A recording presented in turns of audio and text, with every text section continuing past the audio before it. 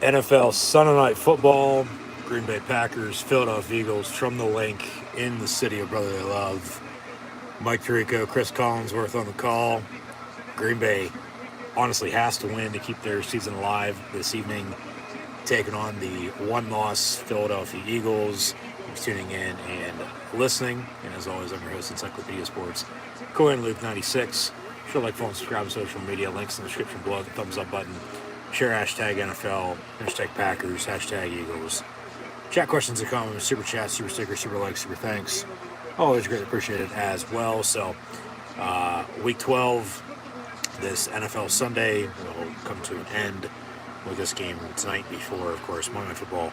Tomorrow night, I'll have live watch long reactions of that matchup with the Steelers and Colts, as well as be sure to back in then. But from Central to Western to Eastern Pennsylvania, we got Sunday Night Football with the Packers and Eagles. Green Bay at 4-7, coming off of a primetime loss last Thursday night against Tennessee, who lost earlier to Cincinnati. Philadelphia, they were undefeated up until a couple weeks ago. They lost also in primetime to Washington on Monday night, and then lost last week basically, but came back and found a way to win, and they beat the Colts. So hopefully, this time of year, November, December, into January, come playoff time, you're playing your best football.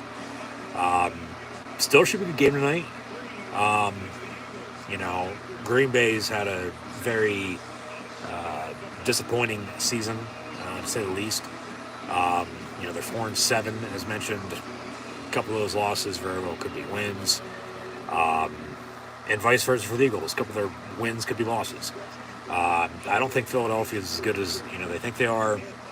I still think Green Bay, can get out of the hole they're in, but time's not on their side as the season moves on. As hopefully everyone had a happy Thanksgiving, and now we're here on the Sunday night, following the holiday with a Sunday night matchup with Green Bay and Philadelphia. And the last time the Packers were this bad in this situation was in 2016, and it all started at Philadelphia on a Sunday night, my dad. So come full circle, they won that game, they made the playoffs, and they went the whole way to the NFC Championship game. Arguably, probably should have went to the Super Bowl. However, they did not. They lost to the Falcons, who then blew the 28-3 lead that they did against New England, and then the Patriots won the Super Bowl 51. But that's neither here nor there. Of course, as this is now. But both teams going to have to run the football. Weather going to be an issue. It's been raining since late last night here in the Mid-Atlantic, Northeast, Midwest region, if you will, depending on where you're at. But wind might be a factor as well. So special teams in the kicking game could be an issue. But both teams are going to have to run the football. Miles Sanders with Aaron Jones, and then open up the play action. Both play callers with the head coaches of Matt LaFleur and Nick Sirianni. Young, but great minds. And we'll see how much they think alike tonight, because these offenses are more similar than they are different. But then defensively, who's going to bend but not break, and then relying on special teams. So with all that being said, turnovers. Turnovers could be the difference with special teams because of the weather. We'll see how the field holds up. Should be okay, but the wind and kicking field goals, let alone extra points, could come into some decision making on fourth and short to go for it or kick it as you normally would, or whatnot. Could factor into this game tonight. Philadelphia at home once again on a Sunday night. Green Bay on the road once again on a Sunday night for the second time in about a month and a half. And the Packers lost and the Eagles won. So, third time charm, technically. We'll we'll see what gives, but we know the comfortability of winning. Once again, thanks for tuning in and listening. Be sure to like, follow, and subscribe on social media. Links in the description below. As always, coming to halftime, we'll first ask the scores. We'll recap what happened in the NFL earlier today, as we were on for the 1 o'clock games into the 4 o'clock window as well. And now, once again, tonight and beyond tomorrow night as well, so be sure to come back in. But then also, we'll preview what's to come next week as we'll march into December for week 13, and then only 6 more weeks of the NFL left. Hard to believe the college football regular season's already over with. Conference championship games next week, followed by the bowl season, but still got about a month and a half of NFL regular season to play before the playoffs do in fact begin. That picture's coming together more and more as the games and weeks go by, but I still think tonight's game is going to be, pretty damn good. We'll see how much the weather is going to be a factor. Cold? Not really. But, I think everybody's thinking that Rodgers has a thumb injury. He's playing through it. Now, if they lose tonight, season's over. Potentially for the team at that point, which means probably his season's done as well. You would have to think they'd put him on IR, and then, Jordan Love would get some playing time the rest of the year, and then it's on the next year. But if they win tonight, get to 5-7. The only way they're making the playoffs is a wild card, because Minnesota, for the most part, has the division locked. But no, as Barry said, I think everybody thinks, Philadelphia's, no doubt about it, one of the best teams in the league, but I don't think they're as good as I think they are. They finally hit the buzzsaw that undefeated teams normally do, this time of year. Because that's the thing, it's a long-ass season. You just need to, have a steady pace rather than, you're better off if you have a ton of wins, but no doubt about it, would love to have all the wins possible, but you need to stay right there in the middle of the pack, and then hopefully, play your best ball second half of the season. Speaking of the pack, Green Bay kicks off, so Philly back deep to receive and touchback, so Philadelphia's offense.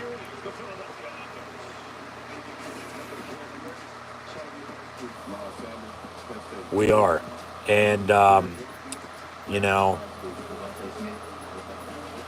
season, can be won, let alone lost, early, but you don't want to get too far ahead of yourself, right now. And these teams have been banged up. We'll see what it gets. Got a whistle early. 1st and 10 Philly from the 25. And okay, somebody forgot to grab the tee on the kickoff. I was thinking for a second that there was a streaker of some sort, so I don't know. But because they weren't showing it. But 1st and 10 Philadelphia, batted down, incomplete. But this Packer team, honestly, is better than the record shows they are. They just haven't been able to catch a break. They've gotten beat by teams they should have beat, for one. But then they also have beat themselves. But they've gotten healthy recently, speaking of injuries. And it's the thing, they just got to find some rhythm. They can, build a fire off of a, small spark. Watch out, because you can't count out Aaron Rodgers. But their defense, of course, is going to have to stop this Philadelphia offense. Everybody's talking about how good these offenses are. You need to talk about how good these defenses are. Because both are top notch, especially Philadelphia's. And they just went out and signed some free agents, I might add, recently. But as mentioned, undefeated to this point, lost a couple weeks ago, and then they bounced back last week, even though they sure lost again. I think Green Bay's going to win this game. I do. because I don't think the Eagles are as good as I think they are. And you can't count out Aaron Rodgers. But it's the second quarter that is what Philadelphia's done best this year. They scored a ton of points right before halftime. Jalen Hurts, 3rd and 10, going to tuck it and run, and he'll get a first down, and then a little bit more out past the 45 to midfield, 1st and 10 Eagles. But about a 22, 25-yard run for Jalen Hurts and a first down for Philadelphia. But the replay, yeah, got to tackle. That's one thing you learn early in football is how to tackle. And you made it to the NFL, but then you forget how to tackle. I mean, come on, man. But got an injured Packer defender. 30 seconds in, they run 3 plays and got a 1st and 10 right at midfield after that run by Hurts. But got to run Miles Sanders as well. But it's the play action off the run for both of these teams. And then the screen game. And talk about Philadelphia scoring a lot of points before halftime. Watch out for these tight ends tonight. Watch out for these tight ends for both Green Bay and Philadelphia, for that matter, as they're still awaiting return to play following the injury. He slipped and fell on the tackle, so I guess the field... I mean, it was covered up until they had to come out for pregame, and then with it still raining, I mean, it's not, pouring out, but the more it rains, the wetter it gets. So, 1st and 10, officially from the 49. Hand off to Boobie Miles. And now they'll show off the Packer defense. But, yeah, I think these tight ends are going to have somewhat of a, pretty big game. But we'll see what gives. And 2nd and 5, the handoff to Sanders again. Talk about Central, Western, Eastern Pennsylvania. From the 4-1-2 in Steel City to playing his college ball right here in Happy Valley at Penn State. Now Philadelphia Eagle gets an Eagle first down. 1st and 10, Philly from the 38. And Watkins in motion. Philadelphia, Jalen Hurts' pass complete for about 5 yards. They're in their alternate home, all black on black uniforms. Black bottoms, black tops, and black crown of the cap with the helmet. So 2nd and 4. Green Bay in their road whites with the yellow trunks. So 2nd and 4 officially. And a handoff to Boobie Miles again, and he's going to lose 2 yards. So 3rd and 6 make it. So Philly, one big play to get first down. Another first down. Big 3rd down, though, coming up. See if the drive's going to stall. They'll have to kick it or punt, pin them deep, depending on what happens here. But Green Bay's defense, sort of making a stand now.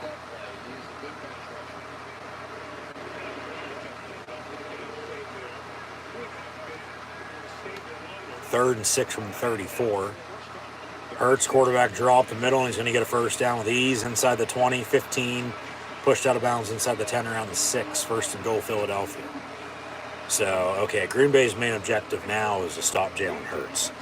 But then you stop him, they're, stacked on offense and defense to get the ball to somebody else. Miles Sanders, haven't said A.J. Brown's name, let alone Devontae Smith's name yet tonight. The handoff to That is Kenneth Gainwell, number 14, Kenny G, for a couple yards. And Amos, another former Nittany Lion, on the stop. 2nd and goal and touchdown Eagles. So 6-0 Philadelphia here. About 4 minutes in. Extra point to come, and Green Bay playing from behind early. So, of course, Eagles crowd, the fan base, one of the best in the league. They do hate Santa Claus, though. His Christmas sneers, throwing snowballs at his ass. Even if it was cold enough tonight for this game, and then the rain, I doubt it'd be snowing, because it seems like, yeah, I mean, it's just windy now. The rain's quit. It rained up until about kickoff, and then it quit. Maybe it returns later, we'll see, but just that time of the year, weather could be an issue. But extra point up and good, 7-0. So yeah, they drive and score. Go 75 yards in almost 4 minutes and put up 7. And now Green Bay is going to be playing from behind, and we'll see how hostile this crowd's going to get, to say the least, and how it's going to affect, the Packers offensively with executing plays. I mean, they're used to playing in environments like this to begin with, so it shouldn't matter. But, they're really haven't, been playing that, good of football, though, all year. Even though they have, they're 4-7, they should have a few more wins, but they don't. It's like the games they won, they should have lost. And the games they lost, they should have fucking won. Like, there's really no in between with them in that respect right now to this point this year. But so I think turnovers are going to be key. I mean, we might get a couple late, that can determine the outcome of the game. But so I'm saying with the run game, it all starts up trying to get rid of block to run the football, run the damn ball, run play action off of it. Green Bay's going to have to stop getting hurts, number one. But number two, even like I just said, stopping him, they'll get the ball to somebody else. So Green Bay, I mean, honestly, Rodgers got to make some plays, but their defense might have to win in this game, especially if they can't get rolling on offense. But that's why also special teams, I think, could be key tonight, too. It's one of those games, like, it's going to come down to a big play or two late, turnover special teams to be the difference potentially, so we'll see what it gives. But with that being said, just once again, thanks for tuning in and listening. Be sure to like, follow, subscribe on social media. But Green Bay, Rodgers is going to have to get into a groove. They're going to have to run the football with Jones and Dillon. Wear down this Philadelphia defense. As good as they are, and it's going to be tough, you got to wear them out. And as much as both teams run the ball, that's what I'm saying, the play action off of it, the big explosive plays could also determine the outcome of this game. So turnovers, special teams, but explosive plays in general, whether that's offense, defense, special teams even for that matter too, explosive plays with as high powered as both these offenses are, I'm telling you, watch out. So I still think Green Bay, will win this game, but we'll see. Ball comes off the tee. Yeah, it is very windy. But Philadelphia on the kickoff, left to right across television screen, not out. Green Bay back deep to receive. A touchback on the opening kick. And we'll have a muff on the return of the end zone on this kickoff. And then he falls down around the 10-yard line and should have just let it bounce for a touchback. So Green Bay going to start with not so good starting field position. 1st and 10 from around the 10.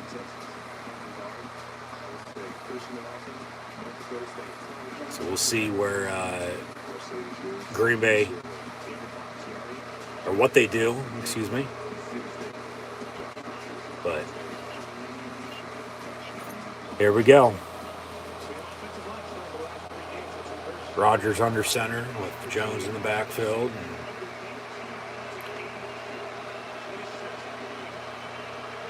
The lizard in motion.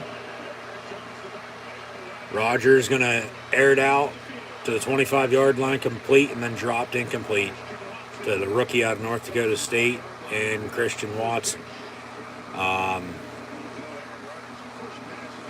Romeo Dobbs injured. Randall Cobb returned. We'll see his status tonight. But, like I said, the tight end is Tunyon is going to be, I think, in for necessarily a big game, but a decent size workload for Rodgers and the Packer offense here tonight. And they'll hand off to Jones, 2nd and 10, about a 3rd and 5. Yeah.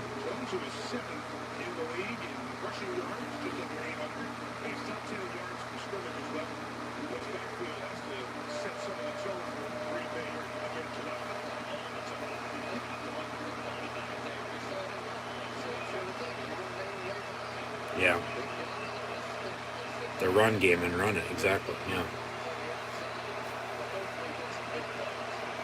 Trips in a bunch, top of your screen, 3rd and 4 officially after 6-yard gain. Rodgers going to get sacked? No. Avoids it, steps up, down the middle, all picked off by Philadelphia as it was batted up in the air, so turnovers. If Philadelphia capitalizes this off with a touchdown, Green Bay's in a hole just as they were, as Collinsworth just brought up. You know, when Green Bay was at Buffalo on Sunday night, on the weekend. You know, down early, and then, you know, still trying to run the football, and almost came back, but no cigar. No, like, just can't shoot yourselves in the foot. You can't. He should have been sacked right there. They'd be punting. Still flip the field, but then he throws it, and then it's picked off of the tip. And now Philadelphia has the 1st and 10 at the 29-yard line. So damn good starting field position. And they should be able to capitalize, you'd have to think, with some points, whether it's a field goal or a touchdown off this. But 10-0, 14-0 Eagles, you know, a couple minutes in, I mean, come on. Green Bay just can't happen. It can't happen.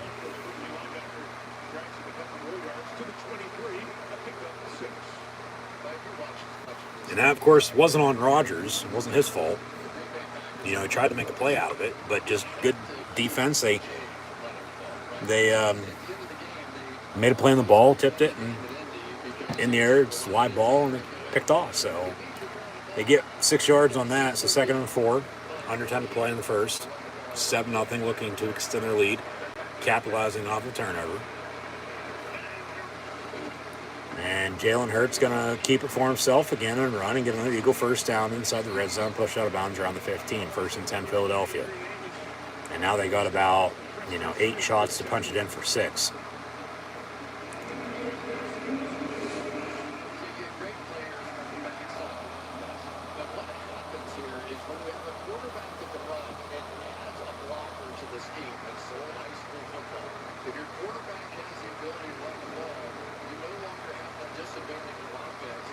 First and 10 from the 15. And Hurts going to hand off to Sanders inside the 5 and touchdown Eagles. Wow. Wow. Green Bay's got problems all over the fucking place.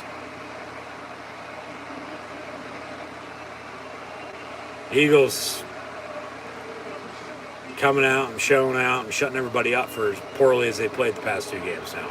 Back to being on track as they, were 8-0 when they were undefeated.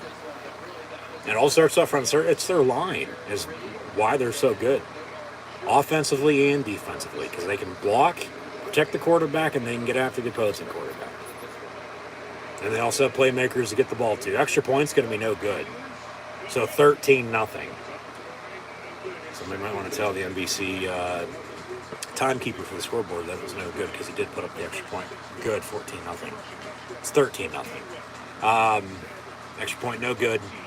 And Green Bay going to get it back. And, of course, hope to not turn the ball over. And, of course, hope to cut this lead. 13-0, 6 minutes in.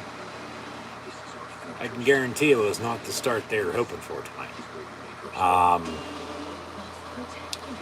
But, stick to your game plan for now, because you don't want to let this game get, too far out of hand. But you're going to have to start making some stops. You don't get any stops, this game's going to definitely get out of hand. Because, Philadelphia's capable of scoring. We know that much. But still going to have to make some plays on offense. Make more stops on defense. Time possession might be key. Because if Philadelphia, tacks onto this lead a little bit more, and then Green Bay's trying to move the football downfield, whether that's running, passing, a little bit of both, whatever you got to do to move the ball, and score. I would hope, that Philadelphia is smart enough to know with a lead, especially in a big game like this, but any game in general, that they need to run the football to work clock. So, Miles Sanders with a rushing touchdown there. We'll pull up some stats in a minute, but Green Bay's problem is they can't stop the run overall. Jalen Hurts early, and then the touchdown, and then, Miles Sanders also gets in for the touchdown. So, 13-0 your score. They missed the extra point, so that's the difference right now. And we'll see if it comes into play later on or not. I highly doubt it, but we've had a lot of one-score games this week in the NFL, including 3 on Thanksgiving, with the Bills, Cowboys, and Vikings all winning over the Lions, Giants, and Patriots respectively. And for the first time, they mentioned since 1926 that all 3 games on Thanksgiving came down to the final play of the game and were decided by 1 score or less. So with that, and then, a couple one-score games earlier today, including 2 one-point wins and then a couple overtime wins, I might add as well. Wind a factor, ball comes off the tee again. But, Philly, the difference is the only thing they've done wrong is miss the extra point. So 13-0. Green Bay going to get the ball back, but they just can't shoot themselves in the foot. That they continue to shoot themselves in the foot, they're done for. And they have to win tonight to keep their season alive, because if not, they're for sure going to be done. And it's on to next year, and like I said a little bit ago, as Green Bay is on the return out past the 20, 25, 30, 35 to the 40, spins, and finally brought down about the 41-yard line.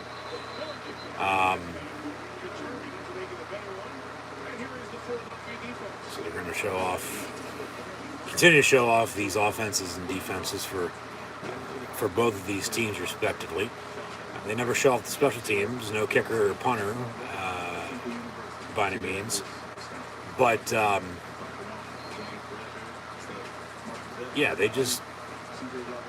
they can't shoot themselves in the foot. They can't.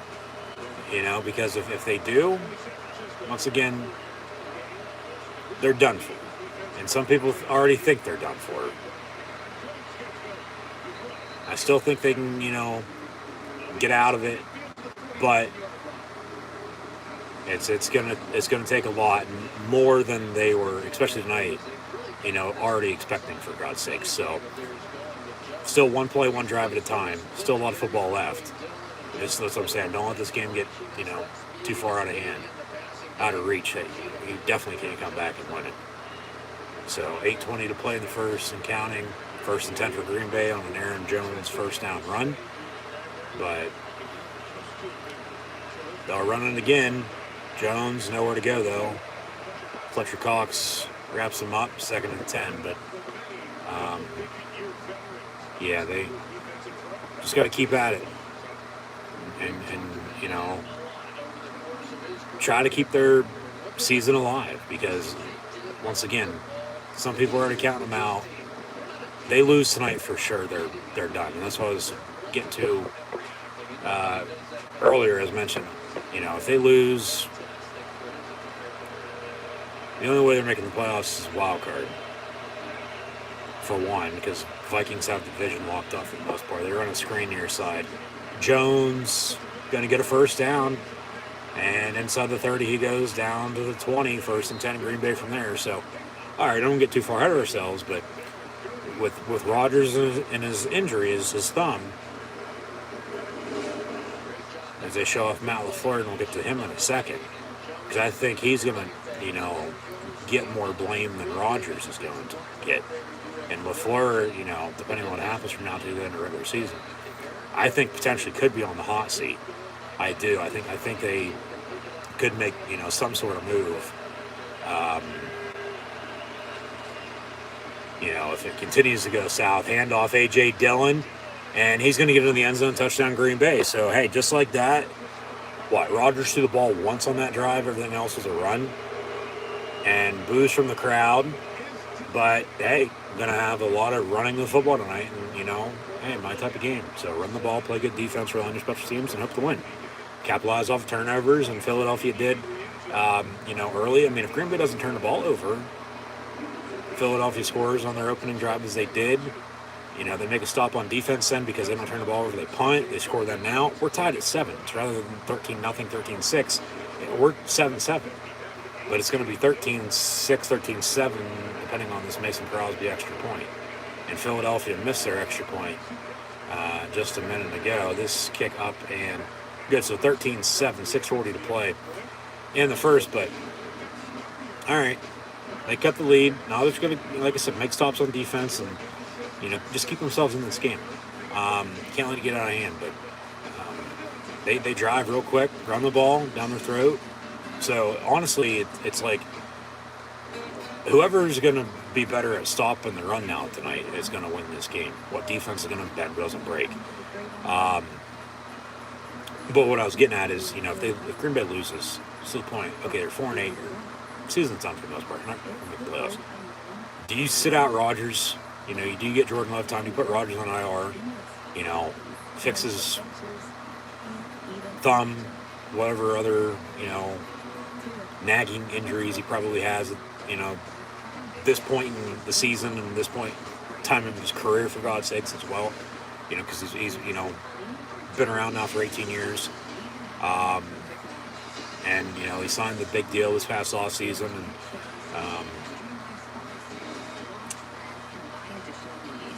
for 4-5 years that this could be it. Because there was talk, he wasn't even going to be in Green Bay this year. Well, he is, and started 3-1, but then up until they just beat the Cowboys 2 weeks ago, they lost 6 straight.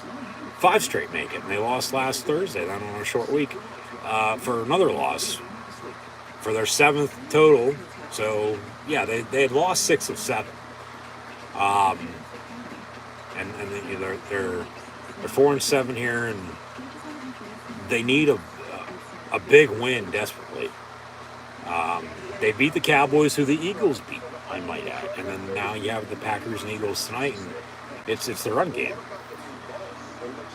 Who's going to be able to run the ball better, and who's going to be able to stop the run more on defense? I think whoever does and can will win this game at this point. So leave it at that, and then we'll talk more NFL here in a minute. As always, thanks for tuning in and listening. We come in at halftime. We'll first have stats and scores, recap, and preview. Probably throw in some college football discussion as well, even though we talked about, for the most part, all the moves that I knew at that point in time. Then we talked about that earlier. I've had a few more openings, nothing major, though, since with the coaching carousel, but yeah, when time's right, if I see fit, we'll, as we always do, plug it in here and there. So Green Bay on to kick off, and we'll return from about the 9-yard line, and Philadelphia will return to about the 27, so 1st and 10. Eagles from there with 6:34 to play. In this opening quarter, yeah. No, no, no, no, no, no, no, no, no, no, no, no, Batman.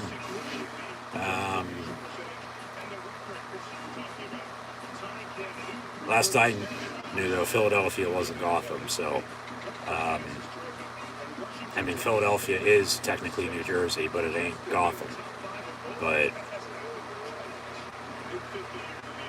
there's Harry dressed as Batman.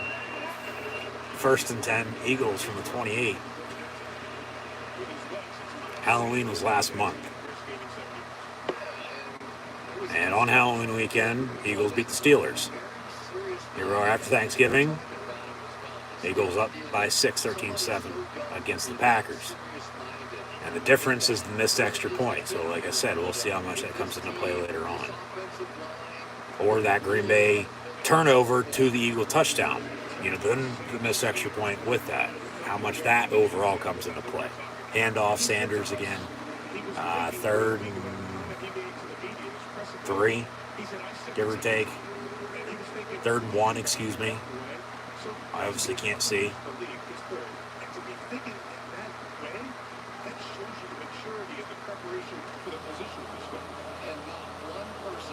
Third and 1, they say, when it's,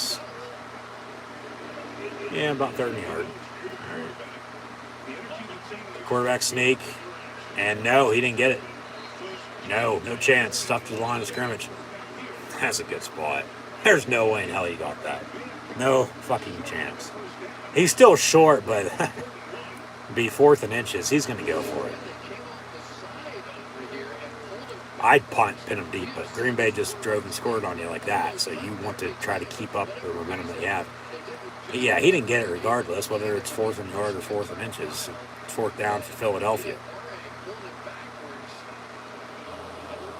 He didn't get it, no chance.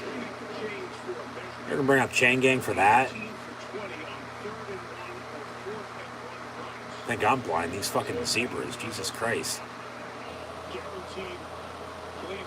Send them back to Safari. That's good football. 4th and inches, that's, All right, it's still 4th and short. Sirianni's got a decision to make.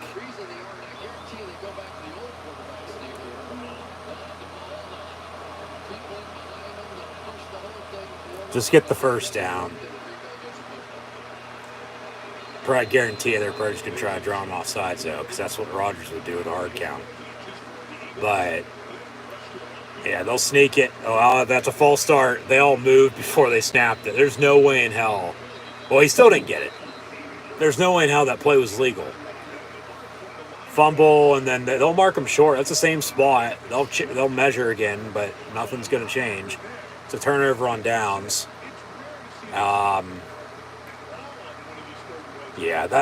First off, it's a false start.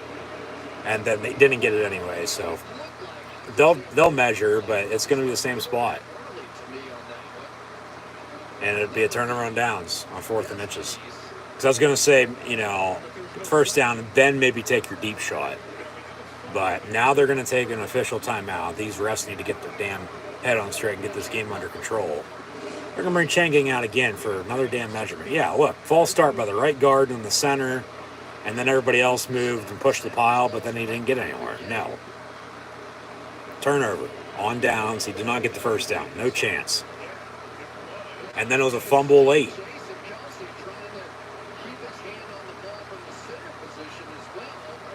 But they didn't mark the ball down where the fumble was recovered at. They marked them down right there, and he's still, because he is down right there. He's still short. It's the old line of scrimmage as it was. That's turnover on downs. Yeah. Green Bay ball, 1st and 10. So, analytics, my ass, you should have fucking punted. So now maybe this is where this game's going to change, and Green Bay's going to, get the ball back a short field, and drive and score. Cut the lead with a field goal, take the lead with a touchdown and a made extra point rather than the Eagle missed extra point, and then we got ourselves a whole new ball game, and we'll see what happens. But In the meantime, as we near the end of the first quarter, under 5 to play in the first, Rodgers only 1 of 3 for 30 yards. Does have the interception, but it really wasn't his fault. It's tipped and then picked off. But as Jones has 3 carries, 15 yards, they did Dillon 1 carry, 20 yards, and the rushing touchdown. They got the lead. And Jones has the 1 catch Rodgers has the completion on for 30 yards. Jalen Hurts on the flip side, 1 for 3, 6 yards. But he also leads the team in rushing right now.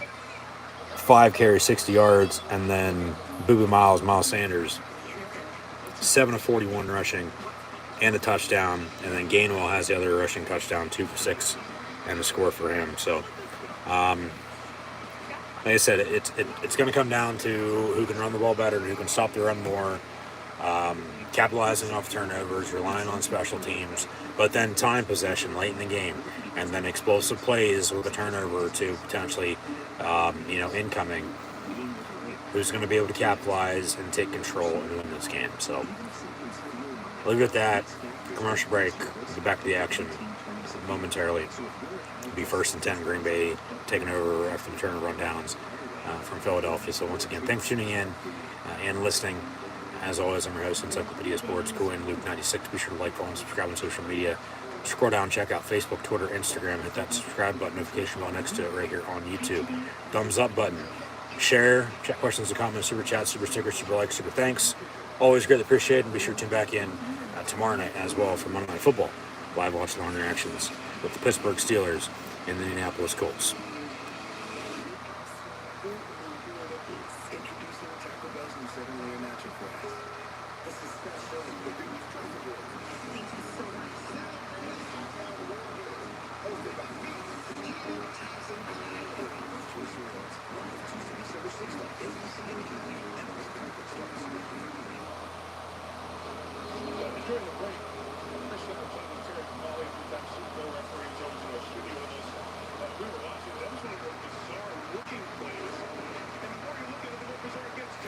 Well, it's a false start to begin with, then the snap and a fumbled snap, and then a fumbled handoff on the sneak. And then he's still short after all of it anyway, so yeah. All right, 1st and 10 for Green Bay from the 38-yard line.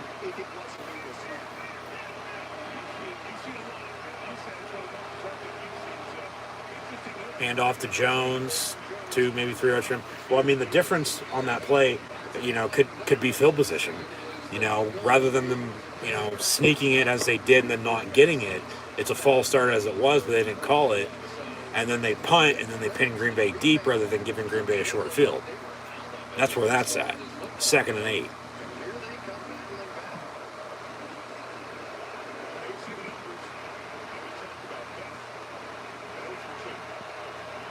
From the 35. 2nd and 8. Rodgers, quick pass. Incomplete, 10 for Randall Cobb. So, of course, they traded away Devontae Adams to the Raiders, who won in overtime at Seattle earlier, the game, along with all the other games later on. But then they drafted, Christian Watson from North Dakota State. They still have the Lizard. Randall Cobb returned. But then,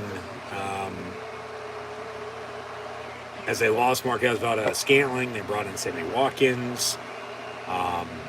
Dobbs came out of nowhere early this season, 3rd and 8, bubble screen complete to Aaron Jones, and here comes Mason Crosby for a field goal from about, we'll say, 48, 49, 50, unless they decide to go for it here.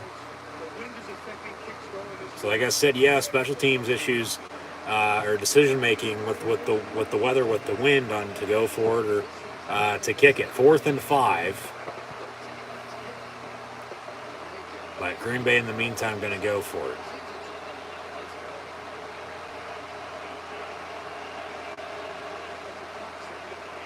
And an empty set. I'm looking for Tunyon. Rodgers over the middle, complete to Watson at the 11. Got a flag on the play, though, with 3:31 to play in the first. And you'll see penalty has got an Eagle injured as well. All right, what's the call? Got a hold on the Eagle defense. They'll decline the penalty. First down, Green Bay from the 11. They got 8 shots to punch it in and take the lead. And the missed extra point by Philadelphia going to cost them. But with all that being said, like, he still has weapons to throw the ball to. They've been banged up, growing pains with, experience versus inexperience at times. But then they, still have a, 2-set backfield with Jones and Dillon, and then, get the ball to Tonyan at tight end, who, for the most part, is coming off of an injury. I'd be looking for him here in the red zone for sure. But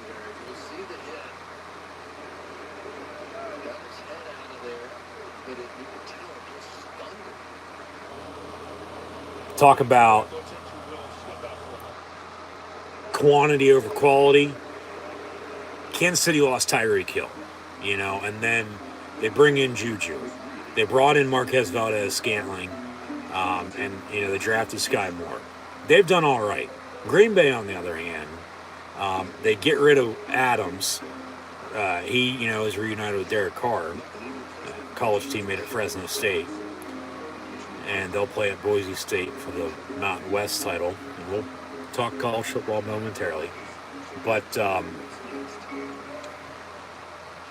Rodgers is still Rodgers. You can't count him out, okay? Talk about clutch. He still has Jones and Dillon in the backfield. And Jones, can run it and catch it. Dillon's, for the most part, just your bell cow. He's going to run the ball for you. But then with Tonyan at tight end, even how Mercedes Lewis, who's been around the block a time or two in the NFL now for, seems like 50 years, they brought back Randall Cobb because of, prior experience with Rodgers and the Green Bay Packers. Lazard is, been in Green Bay now for a few years. The Lizard, as I like to call him. Watkins has been on a few different teams in the NFL, for God's sakes. I mean, that has to speak for something, for the former first-round pick out of Clemson. And then Christian Watson, who has a ton of potential, just like Romeo Dobbs, but he's hurt, as, Watson was earlier, as Cobb was earlier. It seemed like everybody was, so they got hit by the injury bug, but, it's still next-minute mentality. You play through it. That's what I'm saying. They're 4-7, a lot of close games. Probably should have won a few more. Their wins, arguably could be losses, and their losses arguably could be wins. There's really no in between. They're 4-7. Really, could have 6, 7, maybe a couple more wins than that, but I highly doubt it. Right now, though, they just got to punch it in. If they can punch this in, take a lead now. If they drive stalls, kick a field goal, okay, so be it. Still a lot of football left, but slow start for them here with a fast start by Philly, but then it's already reversed. Tail of, first quarter. Rodgers in the end zone, caught touchdown Green Bay. Randall Cobb for 6, and we got ourselves a tie ball game with 3:09 to play in the first. And Green Bay can take the lead with the extra point. And the missed extra point by Philly going to cost them. So, hey, they don't care if they're down early. They're going to continue to play, and that's 2 very fast touchdown drives. Come back and tie a little and take the lead now with the extra point. Just simple, crosser over the middle and back of the end zone and good protection, and he finds them one-on-one. And Cobb makes the catch and touchdown Green Bay. So Crosby on for the extra point. Kicks up. Kick is good. Green Bay takes a 1-point, 14-13 lead with 3:09 to play in the first quarter. So, yeah. Tale of 12 minutes, not even. Like 2 touchdown drives by Philly, 2 touchdown drives by Green Bay. Momentum's up and down, team to team, all over the place, and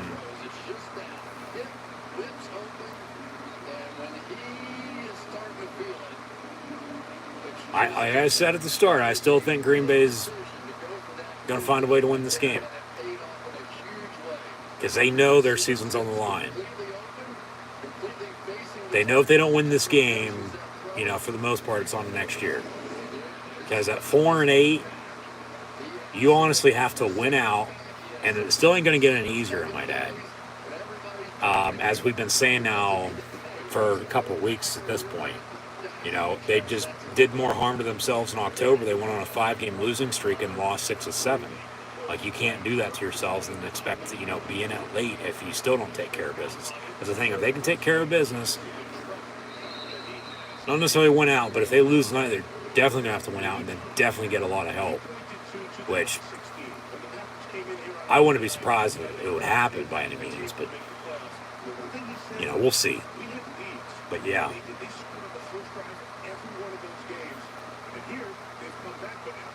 First and 10, Philadelphia with a touchback on the kick as they now trail as we near the end of the first quarter, 14-13 Green Bay. So we got ourselves a game on our hands.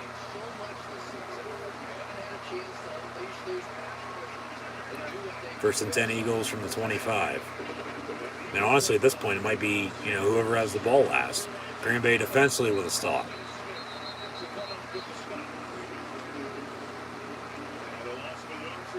Second and long. Like I said, we got to make stops on defense, and they're to that point, and you just got to keep it up and go from there. Feed off of this, feed off of that. Shut these fans up, basically.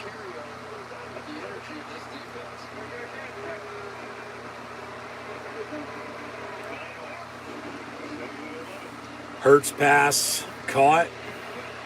A.J. Brown for the first time tonight out past the 40 to the 47.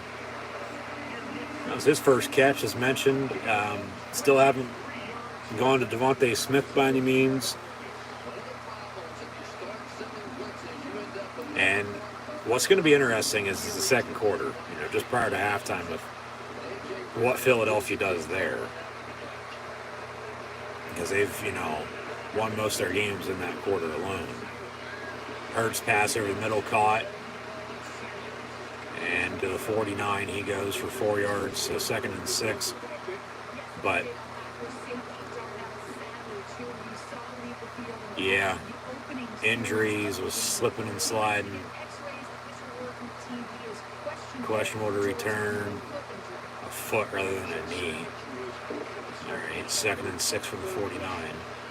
Handoff for 3, maybe 4. Third and short.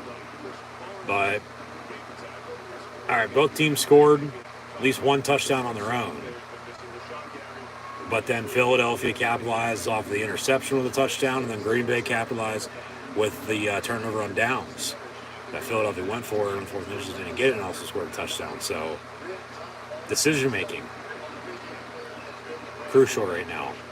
3rd and 2. What play you going to run here? What play you going to run there? So on and so forth.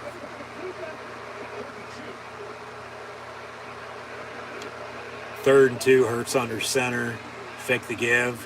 He's going to step up and run, and he's going to have the first down and then some inside the 30, inside the 20, down inside the 10, pushed out, about the 5. They got to stop Jalen Hurts. Hell, shit, he has over 100 yards rushing now on 6 carries. 6 for $102. Good God. Yeah, in the first fucking quarter. And then they're going to give up probably 100 rushing yards to Miles Sanders at running back. So then, defensively, they're going to have to just continue to try to make some stops. But if they can't stop the run and then they get beat by the pass, it's back to Rodgers and the Packer offense to do something. 13 seconds and a timeout by Philadelphia. The play clock was winding down. All right. So they'll wait to take a TV timeout because we're almost at the end of the first quarter here. Yeah. Talked about explosive plays a little bit ago. That, potentially with the run game, taking the play action, turnovers on defense, special teams, but who can run the ball more? and better, and who can stop it on defense, along with capitalizing off the turnovers, but then explosive plays. And we've seen explosive plays in every category: offense, defense, and special teams for the most part.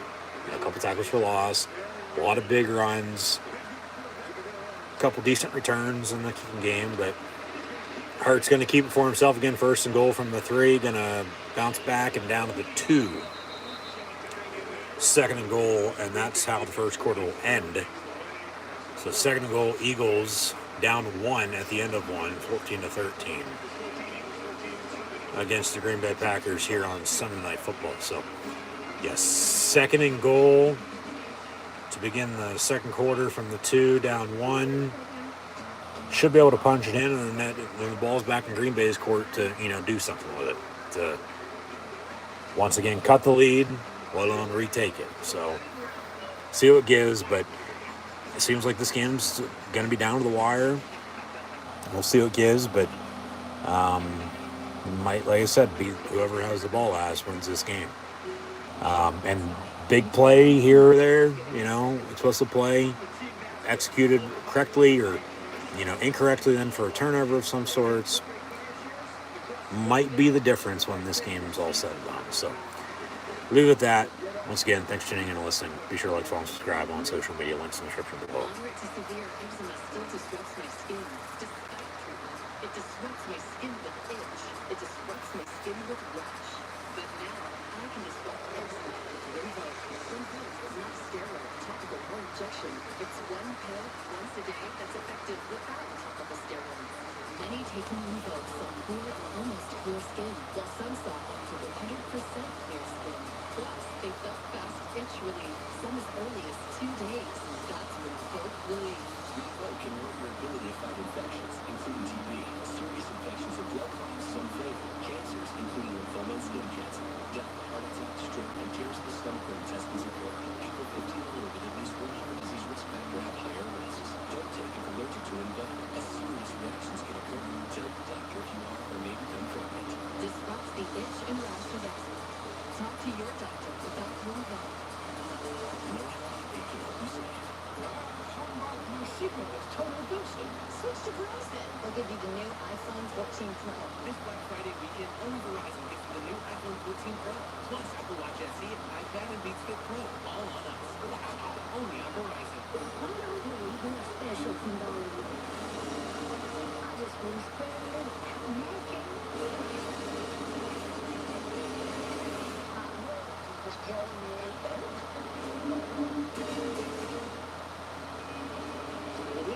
Rushing yards in the opening quarter. Only quarterbacks look for rushing yards in the quarter in the last 30 years, but the last run only for a yard. King of the Chris. That car and just drilled him right. Yeah, he took a shot on that. You can see number 55. If Hurts were to, leave the game because of an injury, lost his mouthpiece on the hit, they'd have to go to Minshew Mania with some Gardner's candy. 2nd goal from the 2, handoff, Sanders, touchdown, Eagles. His 2nd of the game. Philadelphia has 3 rushing touchdowns. 2 by Mookie Biles. It seems like Hurts will be okay, but run. So both teams, for the most part, running it extremely well, but who's going to be the one to stop it? Because at this point, whoever can, and I mean, if this keeps up, 1st to 40 is probably going to win. Because, we're halfway there. Extra point up and good by Eagles. They lead by 6, 20-14 over the Packers. So first play of the 2nd quarter, touchdown Philadelphia. And they will sing Fly, Eagles Fly, EAGLES, and then crank up their new Christmas album as well. But Here's the EAGLES if they give it to us. If Chris Collinsworth shuts the hell up.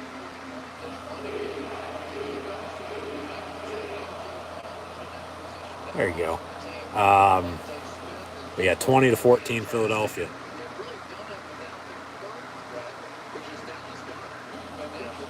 So we'll see how Green Bay responds, and we'll go from there.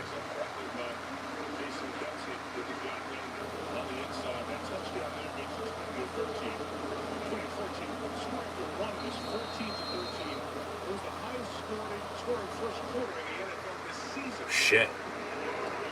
27 points in the first quarter. They said the highest scoring first quarter in the NFL this year. When it didn't look good early there for Rodgers and the Packers. As they give us the Rodgers Jeopardy vignette, if you will. Okay.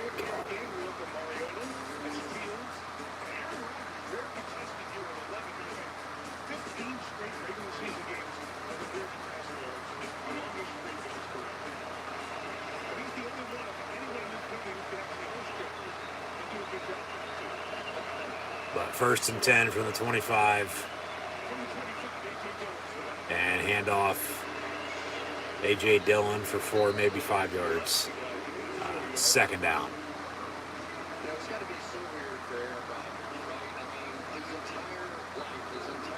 Yeah, they've been in the situation before, but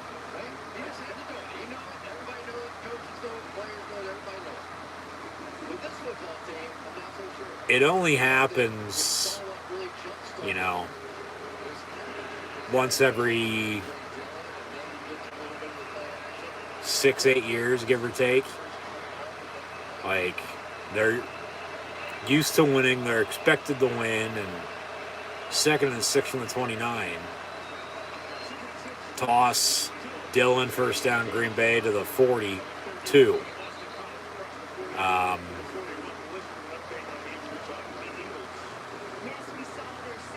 So a couple defenders questionable.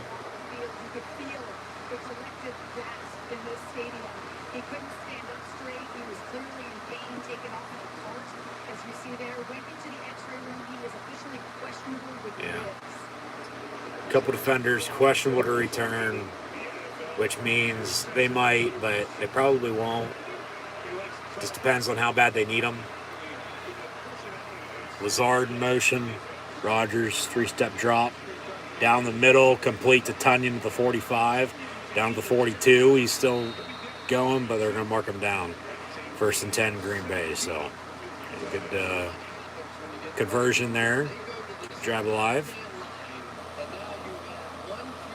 But Collinsworth brought up the point that, they're in the spot, and then, Rodgers saying what he says, to get him out, like, hey, some motivation, a pep talk, if you will. They're just young, they're a little inexperienced, but, they still have experience. I know that's probably not going to make any sense, but that's the best way to describe it. It's just how it is.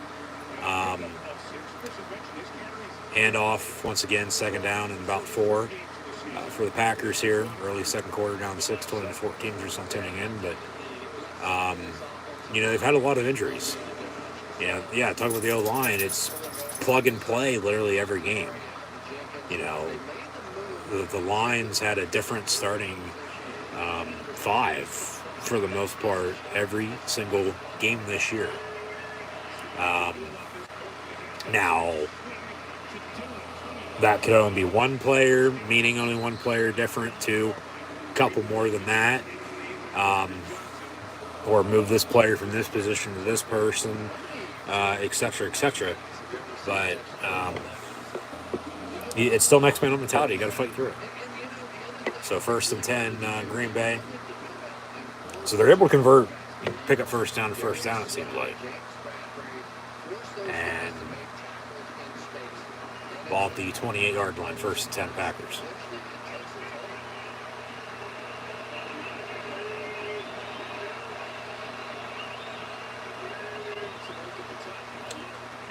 Rodgers. Picked off the 15-yard line. Didn't even see him. They jumped the route, and he's picked off. And you got to be fucking kidding me. For his lips. Yeah. It wasn't a bad play. Intended officially for number 84, Tyler Davis, but they jumped the route and they picked them off. So 2 Rodgers interceptions with the Packers down a touchdown. First one cost them. They scored one up 13. We'll see what happens on this Eagle drive when we return. Another turnover to more Eagles points. Just, it's costly. It's deadly. You can't be, turning the ball over and then whether you're doing anything or not, expect to have a chance to win because, the game's just going to get away from you. So the first one wasn't his fault. That one I think was, but he didn't even see him, but he is a quarterback. He should know this or that, but they completely just jumped the route and picked his ass off. He should have let him more rather than worry through it. But interception, Eagles ball, 1st and 10, about the 20-yard line. Up 6-20 to 14. So now this defense going to have to get some stops. Once again. So we might be back to where it was at, 0-0, but then 7-0, 13-0, and then 13-7, 14-13. But then they score again, 20-14. Another turnover, here we go again. You're going to be back down 2 scores. Whether they kick a field goal or a touchdown, Eagles are going to try to capitalize off this turnover, so we'll see if they can or not. But I'll leave it at that. They're just going to make stops, and then they can't turn the ball over. And as I said earlier, turnovers could be the difference tonight. And to an extent, they are. Because the 1 turnovers, for a touchdown. It did miss the extra point, but then Green Bay trails by 6. So honestly, be tied at 14-14 or be 14-13 as it was, with the Eagles getting the ball back because of this turnover, because they already turned the ball over, they already have a 6-point lead because they capitalize off of it. Turnover again, they're going to try to capitalize off again. I mean, it wasn't hard to understand. For the most part, basic math, basic common sense. But yeah, just Rodgers with his 9th interception this season, most since 2010 when he had 11. But I might add, they went and won the Super Bowl that year and beat the Steelers in 45.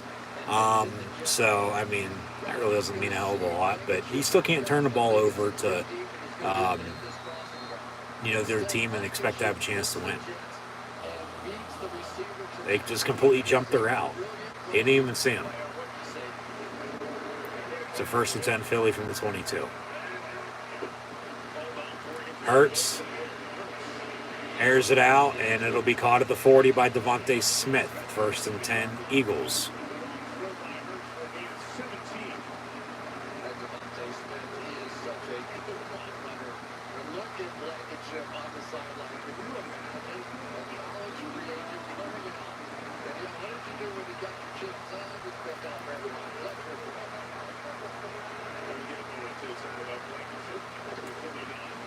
First and 10, Eagles. There's a flag on the play. Unless that's a Packer glove. Okay. Green Bay Packer glove came on.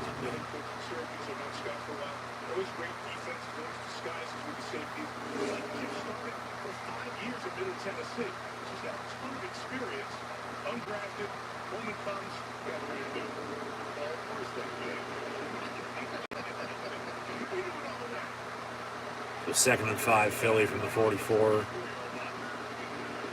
Hand off to Hurts, and they still can't stop him. I mean, hell, he might run for 200 yards tonight.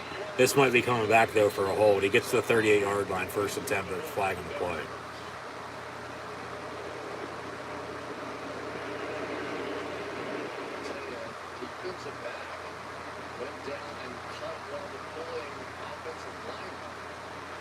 personal foul on the Packer defense for an illegal block.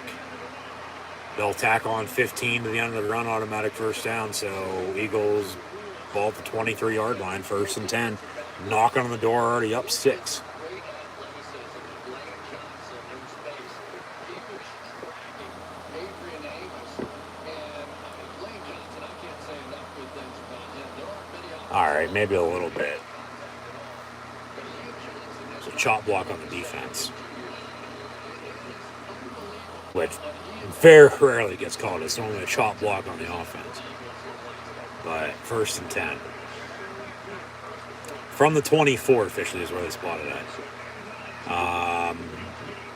Hurts rolls out and then just going to scamper out of bounds for about 2 yards and be a 2nd and 8. Yeah. They run. They can't stop him. pass it down there, or he can keep it and run it himself. All of it on the read right there. And there he goes. If this keeps up, Hurts is going to have a big game. He really doesn't need to throw, but he can if he needs to. From the 22, 2nd and 8. And Hurts going to try to make another play here. Just throws it away, though, incomplete. Another flag on the play. Yeah, well, here's part of the problem with those run-pass options, RPRs, is that sometimes those offensive linemen don't know you're scrambling. Decline it. Sneak a yard or two far down. Is what Rodgers says for an illegal man downfield. Yeah, penalties decline. Be 3rd down with the incompletion. 3rd and 8, 3rd and 10. 3rd and 8. Isaac Seumalo down there. A little too far. Last scrimmage in the red, give you a yard. He had 2+. So Hurts got those run for 122 yards. The long-time record is 178 yards because the field was sitting up for the Bears 3 weeks ago. The record for a quarterback for rushing yards in the game. 178 was already Third and 8, Hurts pass complete. A.J. Brown, but nowhere to go. Fumble. Green Bay picks it up, and they got the return out past midfield. 45-40. Hurts going to miss the tackle, and then they miss a couple more tackles. Packers on the return, and they'll just walk out of bounds at the 13-yard line. What a big play. Was Brown down, though, is the question. Be 1st and 10 Packers. Fumble on the field. Big return, almost returned for a touchdown. I mean, by God, we've just seen back and forth, like shootout on our hands. Yeah, quick pass is caught. That ball's out, it's a fumble. And they picked it up and returned it. Should have been tackled right about there, and there. And then he kept going, and then, they cut him off, and Green Bay's got a 1st and 10, though, 13-yard line. So, a couple plays away from cutting this lead again, along with, let alone retaking the lead with a touchdown to go up another point, and then the missed extra point, by the Eagles earlier, costing them. So the Packers turn it over, the Eagles turn it right back over. 1st and 10, Green Bay from the 13. Tossed Aaron Jones, 1 play, 1 touchdown, and got a 1-point lead with the extra points up and good. We have a flag on the play, though, so we'll see what that is first off. And it might be coming back for a hold, and it is. 10 yards, they'll replay it down 1st and 20 back to the 23 with 8:32 to play in the half. 20-14 your score, but all right, they still got, a couple chances here to once again cut the lead or retake it, so we'll see what happens, but that's where we are. See if it's a good hold or not. Yeah, probably. Well, that right there, he fucking tackled him. That's a good hold. Thing is, holding happens on every play. Just a matter of fact if they call it or not. And that's the fact of the matter of it. from the 20, 1st and 17. And an empty set. They run a tight end screen to Tunyon. He's going to lose a couple yards back to the 22, 24-yard line. 2nd down and long.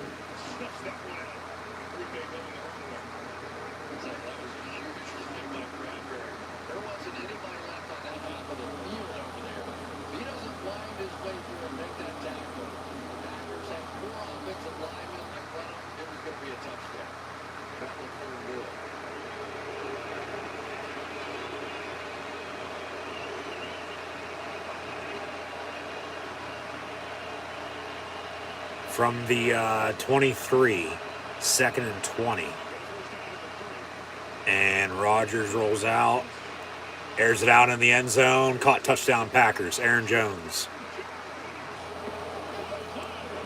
Extra point away from retaking the lead at 21-20 on Sunday Night Football. Just back and forth, back and forth. Will somebody play fucking defense now? Is the question. Like, come on.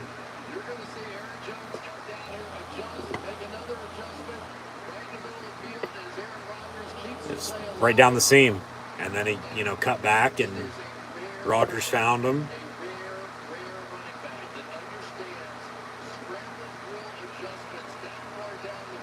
A little in and out. And touchdown, extra points up, but no good. So we are tied at 20 with 7:41 to play. All right. 3 touchdowns apiece, 2 missed extra points, 20-20 with 7:41 to play in the half. Aaron Rodgers, 8 of 12, 110 yards passing, 2 touchdowns, 2 interceptions. The second interception, they got the ball back anyway off of an Eagle turnover, and then scored and retied it because they missed the extra point as well. But he doesn't turn the ball over the first time. They got a touchdown lead. But we're tied at 20, so 20-20 on NBC Sunday Night Football. Sure. Writes itself, I tell you what. Or can't write itself. 8 of 12, 110 yards, 2 touchdowns, 2 interceptions.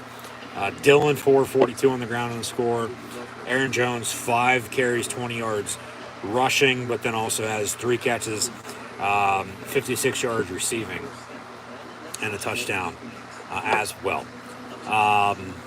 Watson, 1 of 21. Cobb, 1 for 11 on the score.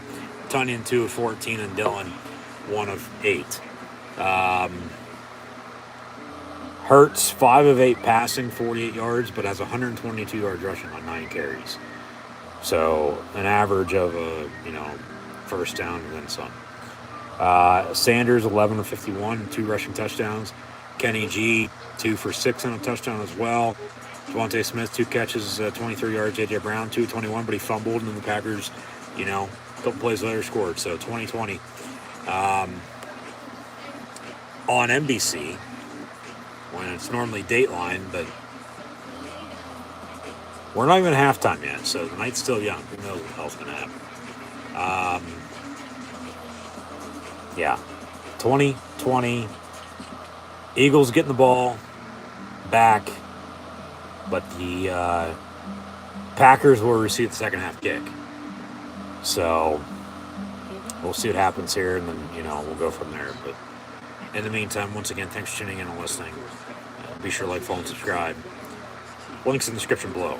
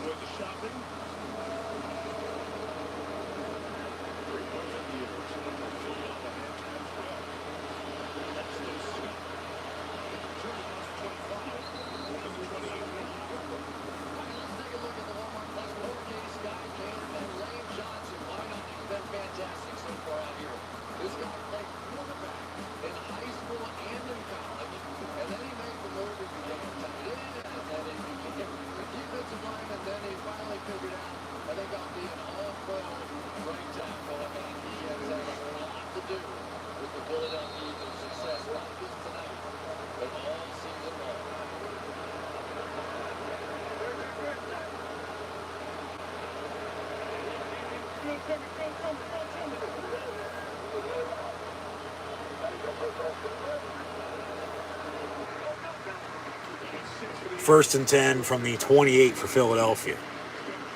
Miles Sanders on the reception, and he'll get about 6, maybe 7 yards. Be second and short here for the Eagles offense.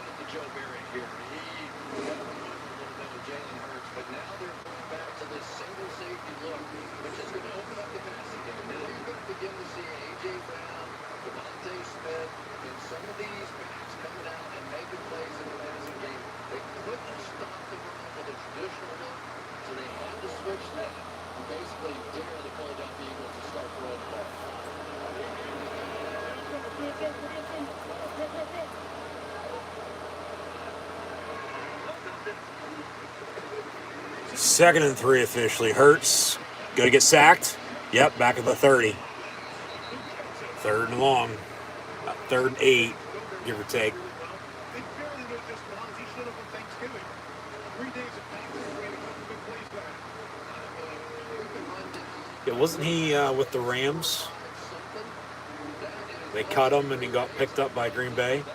Even though I think Seattle also put in a claim for him on waivers. But Green Bay had the leverage,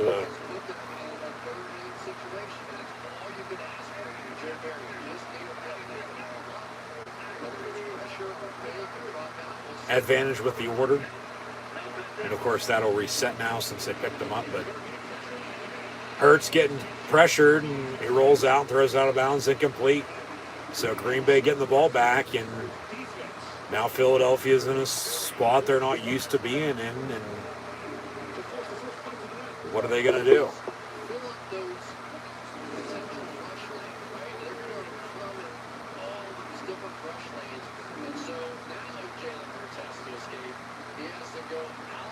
Just good coverage, nobody open, and they brought the pressure and forced them to throw it away. So incomplete. Eagles punt from the 30.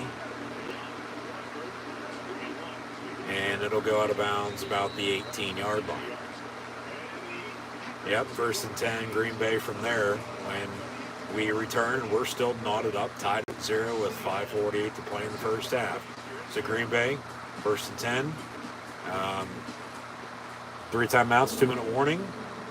Get the ball back to begin the second half. They can do some damage here if they want. We'll see if that's the case, though. I mean, early it was, Philly up. And then Green Bay took a lead. And then Philly retook the lead. And then the Packers tie it. So, what's next?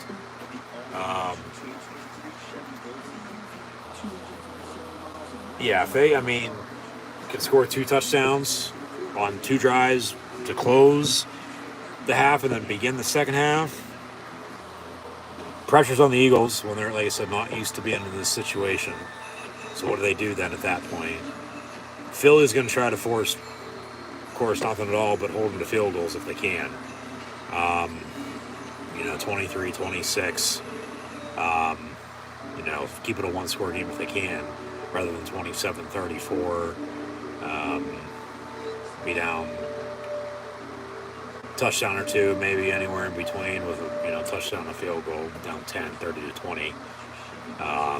Or maybe we stay deadlocked and they don't do shit at all, and then game gets deep into the fourth quarter, and then it's a big play here or there to win the game for one of these two teams.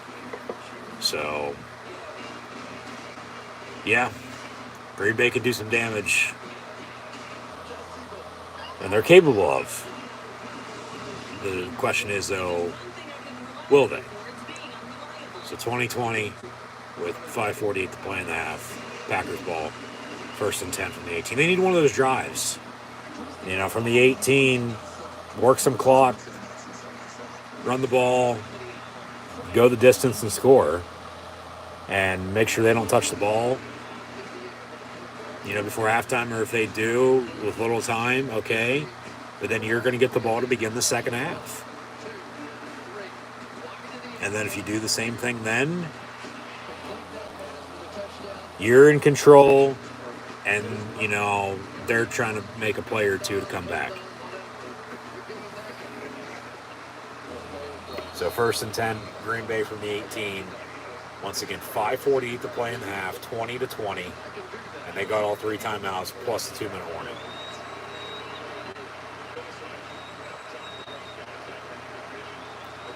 And out of the gun, they'll hand off. And Dillon for 9. 2nd and short. For whatever reason, they zoomed in on Aaron Rodgers' ass, but for the most part, it was for his thumb, his right hand, because of a broken thumb that he's playing through on his throwing hand. But both backs in, along with, it looks like, both tight ends as well.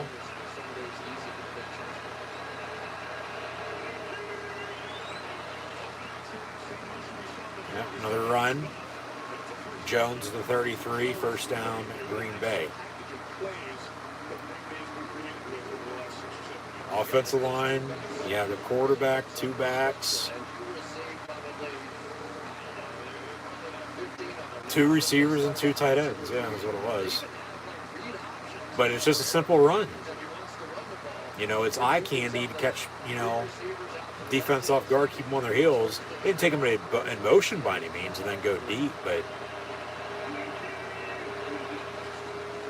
now they'll fake the end around. Rodgers going to step up, avoid a sack, and then he does go down in the sack at the 30-yard line. So 2nd and about 13.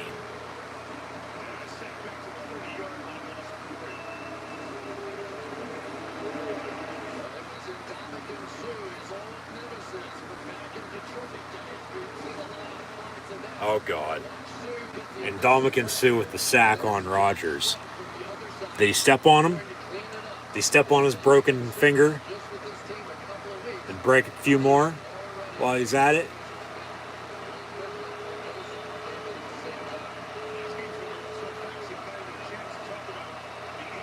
Second and 13, Sammy Watkins in motion. Rodgers near side, though, complete to Cobb. And he gets hit at the 37. Be 3rd and we'll say 6 for Green Bay. 3-3-3 and counting to play in the half.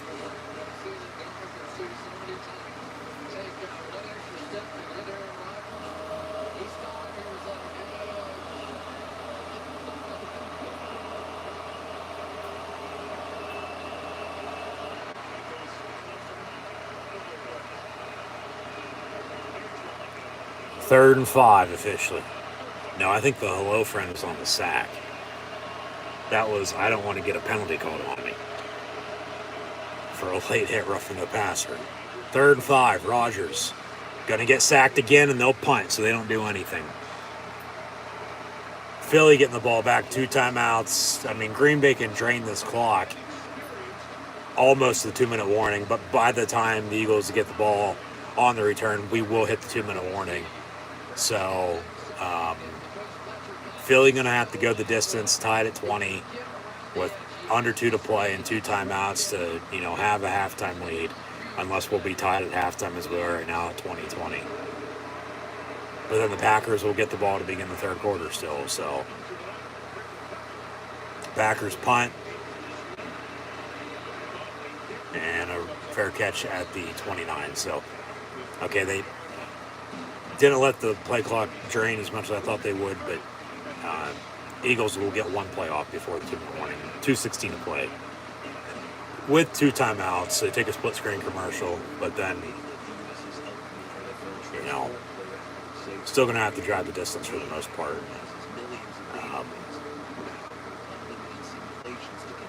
Look to score before halftime, 23, 27, 20. So, yeah.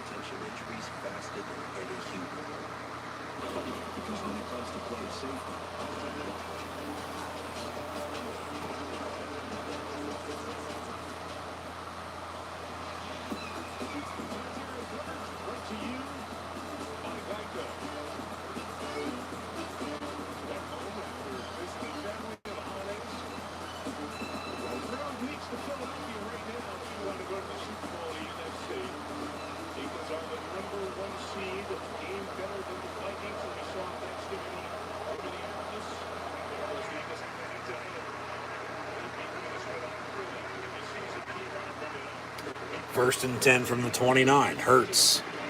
Pass complete. And Watkins for a couple yards. Gets out of bounds, so they will get another play off before the 2-minute mark. Unless they wind the clock, which they do. All right, we go to the 2-minute warning. Be second down and whatever it's going to be when we return. 20-20 with 2 minutes to play in the first half. Eagles ball, second down, when we come back. Green Bay gonna, hope to call their timeouts, you would think, potentially get the ball back, but you don't want to give them extra time, though, so maybe just let the clock run. I think it's going to depend on what happens on this next play. You got a third down, potentially, if they don't convert. Third and, what it is, third and short. Third and long if you get a sack. Maybe get a turnover. Green Bay can still do something here before halftime, but it's going to be tough. It's going to depend on here what happens on these next couple plays. And then with Philly, 2 timeouts, depending on what they do as well, hey, drive and score and go into halftime with the lead. They trailed at the end of one, retook the lead, first play of the second quarter. Packers scored. They missed an extra point as well, so that's why we're tied at 20. 3 touchdowns by both teams, but 2 missed extra points, so 20-20.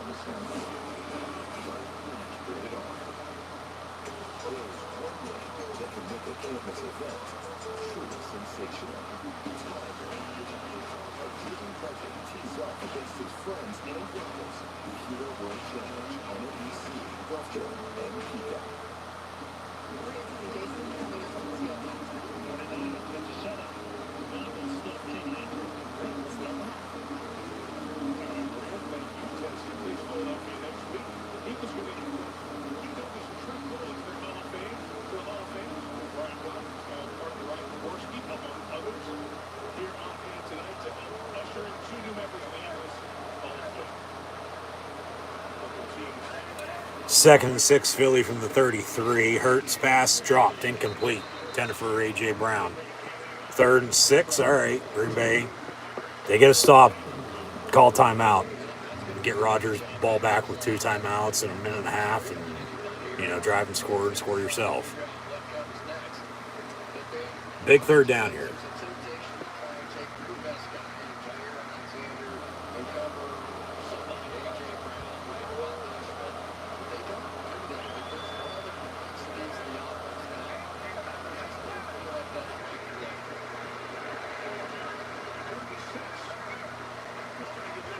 Empty set.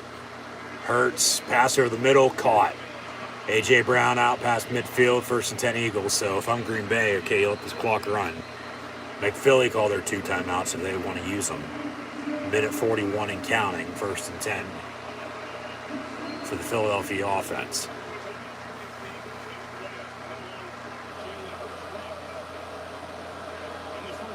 And from the 48, got a first and 10.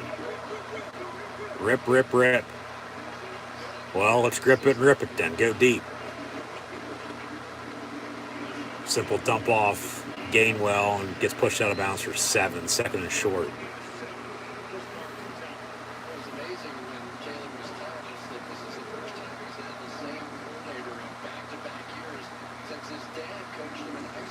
Wow. Well, he did bounce around, from Alabama to Oklahoma, up to the Eagles, and then, Yeah, a couple of different systems year in and year out for sure. So it is hard to believe, but it's not at the same time you actually think about it. From the 41, 2nd and 3, Hurts avoids a sack, and then he does go down on the sack. So now, if I'm Philly, I'm calling a timeout. Maybe even Green Bay for that matter. Minute 9 to play. Yeah. I mean, you don't want to give them time, but at the same point in time, you got a 3rd and long. And, you know, with that being said, you got to get another stop here. The 3rd and about 14, 15, I'd say. You know, okay, stop them again, calling it another timeout. You get the ball back with 1 and, you know, a little less than a minute, and then hope to drive and score. I mean, Philly's going to try to get a first down here on 3rd and officially 14, they say.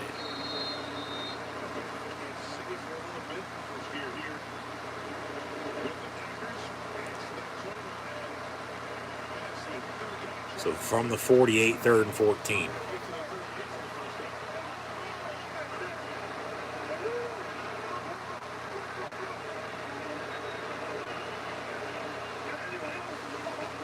And Hurts looking to throw, complete. Devontae Smith, and he's going to be about a yard short. Be 4th and inches again. See the spot, but it'll be 4th down. He didn't get it. They're going to go hurry up and sneak it, but they're going to blow it dead. And there's an injured Packer defender. Now, whether he's hurt or not, it's a different story. Boos from the crowd, which in college football nowadays, that's a penalty. You can't stall. You can't fake an injury and try to stop them.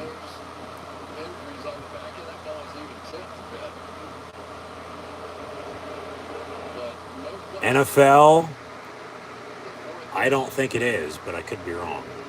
Let me know in the comments below if mistaken. Yeah, 4th and a yard. He's short. And then he, you know, fell down. He's hurt. He's sitting up right now, but they're going to take their good old time. Hey, like, play it off, and if in fact, you know, he is hurt or he isn't, who knows? We'll find out. Well, normally in a play or two, he's a little slow to get up, walking off now, but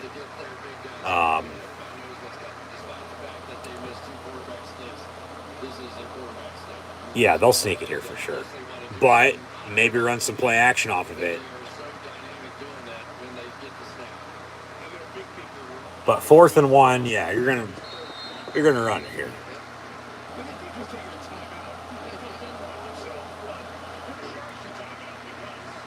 So Philly lined up to sneak it, tight end in motion. I'm gonna try to draw them off sides. Motion again. No, they'll sneak it and push, and they get the first down and then some. Hurts still going, and then he's finally brought down. About a 5-yard quarterback sneak. So 1st and 10, 40 seconds. 20-20.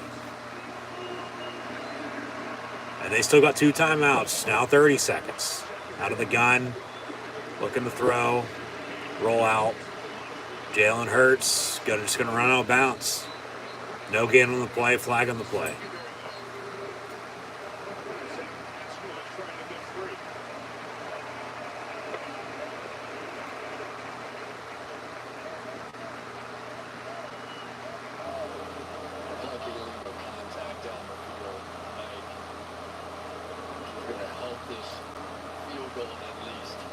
Holding on the Packer defense. 5 yards, but still enough automatic for first down. So, yeah, that's a good call. Right in front of the ref, too.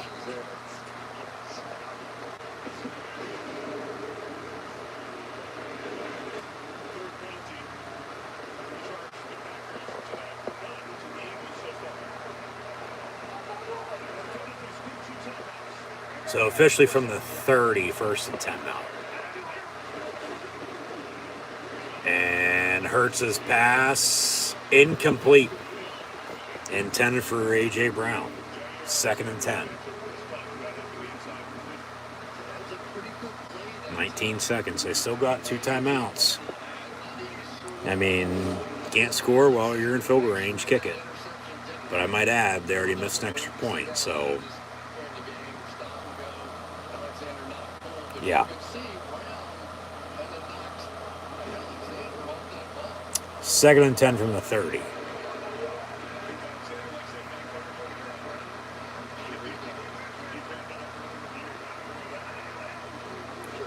And Hurts looking to throw. Far side. Caught. Touchdown Eagles. Quez Watkins for 6. And Green Bay 13 seconds. More like 8 if there's a return. Which will probably just have a touchback. So Philly going to have a 27-20 lead at halftime, it looks like. 26-20 if they miss this extra point as well. But, yeah, Green Bay ain't going to do anything now to the 7.5. They will get the ball to begin the third quarter, I might add. So, extra point up in, good. 27-20 with 13 seconds to play in the half. Yeah, he just rolled out and a little underthrown, but was still caught. Receiver made a play and touchdown.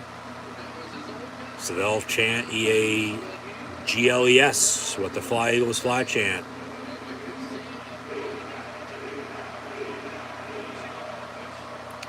So 27-20.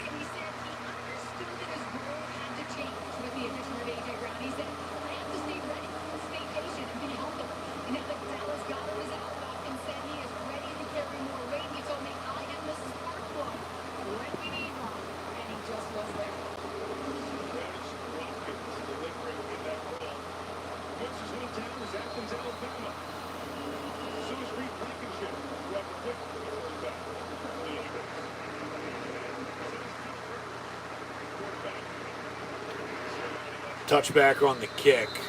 All right, so they got 13 seconds on the timeout.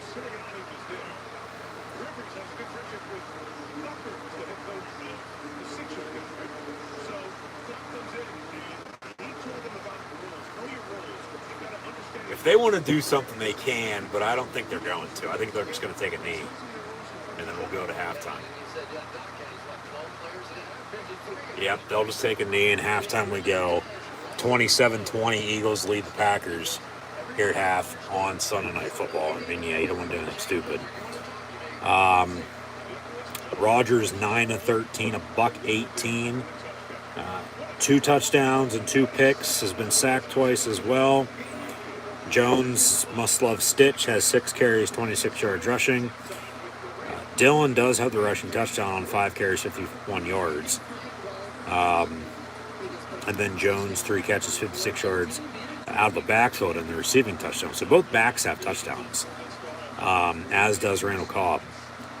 And then the difference, I mean, yeah, okay, tied at 20. Eagles just scored, but 3 touchdowns, 2 missed extra points by both teams. Eagles just scored, though, again. I mean, it's pretty split. I mean, the difference really, you think about it, I mean, there really isn't one now. I mean, it's just that Philly scored right before halftime, and Green Bay didn't, have enough time on the clock there to do anything that they wished, to do at least before half. But they will get the ball to begin the third quarter, so gonna come down to the wire, unless Philly pulls away or Green Bay comes back and then finds a way to stop Philly's rushing game. Because Hurts, 128 yards passing, has 126 yards rushing. He's been sacked twice. It doesn't have a passing touchdown, but then, as that was to Quez Watkins right before halftime. That's the difference. Because then Philly has 3 rushing touchdowns, 2 by Miles Sanders, another by Kenny G, Kenneth Gainwell. And then, of course, the Packers have 3 touchdowns. Rodgers with 2 passing, and they have a rushing one, too. So, Hurts 11 to 17, 120 yards passing and touchdown. And then also 10 carries, 126 yards rushing. Sanders 11 of 51 and 2 touchdowns. A.J. Brown 3 of 40. His fumble, turnover there. They drive and score. They score again before halftime. They're up 2-3 scores if so, because then Green Bay doesn't score off of that. But 27-20. Game going to come down the wire. Only 3 penalties, all 3 by Green Bay. They've had 2 turnovers. The one, Philly didn't do anything with it because they turned it over themselves. I guess the difference would be the first Rodgers interception. He doesn't turn the ball over there. That Eagle touchdown to take the lead going at halftime would have been to tie it at 27-20 rather than, could be 20-20 still or 21-20. Phillies had the ball a couple more minutes. About 6 more first downs as well. Another difference is they can convert on 3rd down, 4 of 8 compared to Green Bay, 0 for 3. Both teams have a 4th down conversion, I might add, as well, but split with the drives of 7 apiece. So, the difference is the first Rodgers interception that Philly scored off of. And then the second one, Eagles turned it right back over, and then they scored off of that. So, sort of the same drive. So that cancels itself out. So the difference with an Eagles 7-point lead here at halftime, 27-20, is the first Rodgers interception. You think about it. So you can't turn the ball over and, expect to have a chance to win. But they've still, come back from being down 13-0, up 14-13, down 20-14, tied it at 20, now down 27-20. So something's got to give. Just back and forth. So we'll see what it does, but that's where I sit at halftime on Sunday Night Football. In the meantime, once again, thanks for tuning in and listening. As always, I'm your host, Encyclopedia Sports, Corey and Luke 96. Be sure to like, follow, subscribe on social media. Links in the description below. Thumbs up button. Share hashtag NFL, hashtag Packers, hashtag Eagles. Check questions and comments, super chats, super stickers, super likes, super thanks. Always greatly appreciated. As well as they're going to show off highlights from the games from earlier today, but we're going to back up to this past Thursday on Thanksgiving. Hopefully everyone had a happy Thanksgiving. And then a safe and successful Black Friday and Cyber Monday tomorrow. But at 3 games on Turkey Day, all came down to the final play, and all were decided by 1 score or less. The first time that has happened on Thanksgiving with a minimum of 3 games since 1926. Bills beat the Lions 28-25 on a game-winning field goal. Cowboys 28-20 win against the G-Men. And then the Vikings win at home, skull the Patriots 33-26. Earlier today in the National Football League, we had not 1, but 2 overtime games.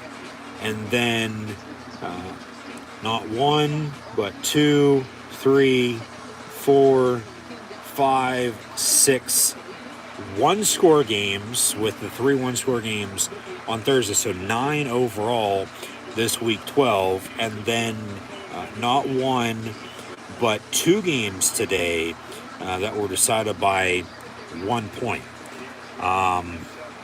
Start off following the Thursday games. Of course, we sit at halftime here on Sunday Night Football with the Eagles up on the Packers 27-20. Monday Night Football tomorrow night, Steelers, Colts. Be sure to tune back in for those live watch-along reactions. But did have a shutout, I might add, earlier today as well, with the 49ers defeating the Saints. Also, a playoff rematch with the Bengals and Titans. And Cincinnati scored 1 more point than they did back in January. as that final score on a game-winning field goal was 19-16. The Bengals win again at Tennessee, 20-16 today. The Dolphins beat the Texans, even though they didn't do jack shit in the second half. They're shutting out Houston 30-0. They win 30-15. The Jets benched Zach Wilson, started Mike White, beat the Bears 31-10. Washington honored Sean Taylor, 15-year anniversary of his death after he was shot and killed and murdered. Washington, the former Redskins and football team, now Commanders, defeat the Atlanta Falcons 19-13. Carolina 23-10 win against Denver. The Chiefs won 26-10 at home against the LA Rams, who are seemingly now officially done with defending their Super Bowl crown. The two 1-point wins were in Jacksonville and Arizona, with one home team and one away team winning, as actually the teams that won, as they had scored and, were an extra point away from tying the game to forced overtime with the other two overtime games that we had today as well. Both teams decided to go for two. They both converted, and they both won. Jacksonville 28-27, defeating Baltimore, and then the Chargers beat the Cardinals 25-24. Also today in the NFL, speaking of those overtime games, we had the Browns celebrate early with donuts on the field this past week, and then they defeat the Buccaneers 23-17 in OT. As if that game would have tied, it would have been Tom Brady's first tie in his Hall of Fame career. But unfortunately, the Buccaneers lost and now are 5-6 in the NFC South. We'll take a look at the standings here in a minute as well. Also in overtime, Raiders, Seahawks from Seattle, and the Raiders win 40-34 officially on a 86-yard game-winning rushing touchdown for 2-8 Josh Jacobs, who had over 300 yards rushing today. Raiders win 40-34 at Seattle, as they are now 4-7. Seattle drops to 6-5. So another eventful weekend in the NFL, to say the least. And as we're about to kick off the second half with Green Bay and Philadelphia, as of course Green Bay has mentioned, 4-7.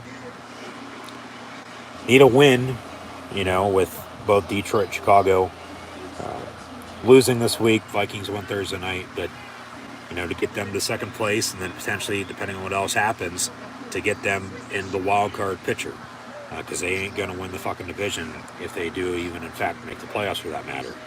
But then Philly's at 9-1. They'd become the first 10-win team this year in the NFL with a win here tonight, as they lead by 7, 27-20 at the half, as we hit the top of the hour at 10 p.m. Eastern time as well. Officially 10 minutes after, 10:10. But Philly's good. I mean, they're showing out a little bit better tonight. Adversity, fighting through it, scoring more points. They're arguably one of the best teams in the league. I still don't think they're the best team in the league, though. I think that goes to Minnesota and Kansas City.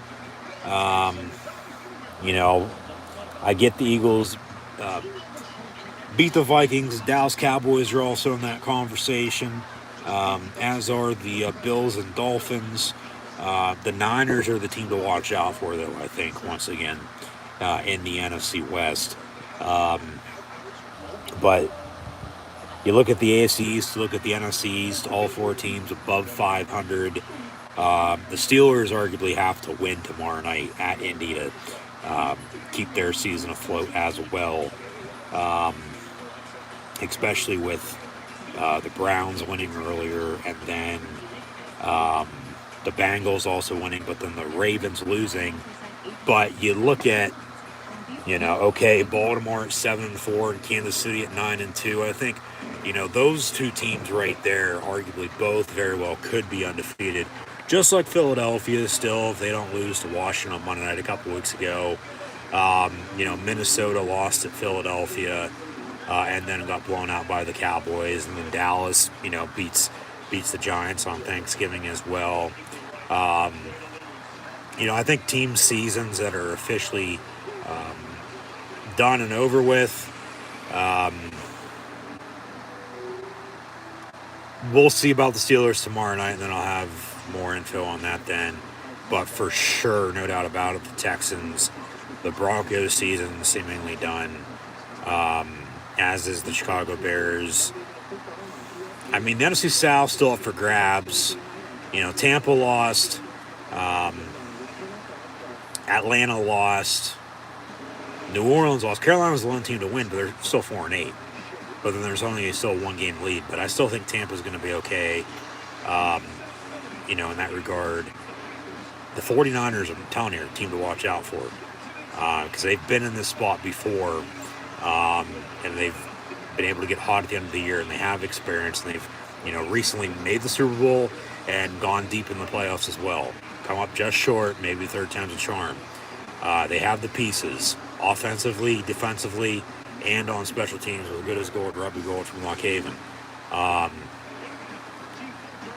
You can add the Cardinals and the Rams to that list of teams. I think their season's for sure over with. But AFC-wise, this is an NFC Sunday night game. I talked about it earlier a little bit. You're looking at anybody out of the AFC East to win the division, but then whoever doesn't, and then to come in second, let alone third, potentially, make the playoffs for that matter. Baltimore, even though they lost today, watch out for them. They're better than their record shows. Bengals made the whole Super Bowl last year. We'll see if they got it in again. Deshaun Watson's coming back next week for Cleveland. If they make a run down the stretch, who knows? Same thing with Pittsburgh. Maybe, take care of business and get some help and sneak in as well, but I highly doubt it, to be honest with you. The South is the Titans to lose. The Colts are making some noise. Got a good return by the Packers out to about the 48-yard line to begin the second half, 1st and 10, down 7, 27-20 your score. And then out west, it's Kansas City's with a 3-game advantage, and they've already swept the Chargers. So if the Chargers make the playoffs, it's going to be as a wild card. So you're 4 teams for sure. It's division winners, 1A, 1B. They're Miami, Buffalo, but both should make the playoffs right now. The Jets are maybe a team to watch out for, too, if they can put it together on offense, because their defense is, playing pretty damn good, and they're running the football. Can't count out Belichick and the Pats either, but okay, those two in the north as well, Baltimore and Cincinnati potentially, Tennessee, and then Kansas City, and then you do the math, 2 and 2's 4, another 1 and 1 is 6, but expanded playoffs again. Remember, for the third year now, you get 7 teams in the AFC, and the only top number 1 overall seed has a bye. So 2 would play 7, 3 would play 6, and 4 would play 5 in the wild card round in both the AFC and NFC. And I mean, teams that are on the outside looking in right now, if their season ain't already over, is the Chargers, the Colts, the Steelers, and then whoever doesn't win the AFC East. And the Raiders and Broncos, maybe even the Jags. Still a lot of football left. So, okay, after Thanksgiving now, taking a look at the playoff picture, get at me in a couple more weeks, and we'll have a better, sight on it then with a month to play. Like, let another 2, maybe 3 weeks go by. And then in the NFC, you have the Eagles, but then the Cowboys, Giants, and Redskins, football team Washington Commanders right behind them. So Philly honestly can't afford to lose this game either, even though they have a head-to-head against Dallas on Sunday night. As Rodgers goes down in the sack, and be fourth down, no punt to begin the second half. So Philly going to get the ball back, still up 7-20, 7-20. But then Dallas swept the Giants.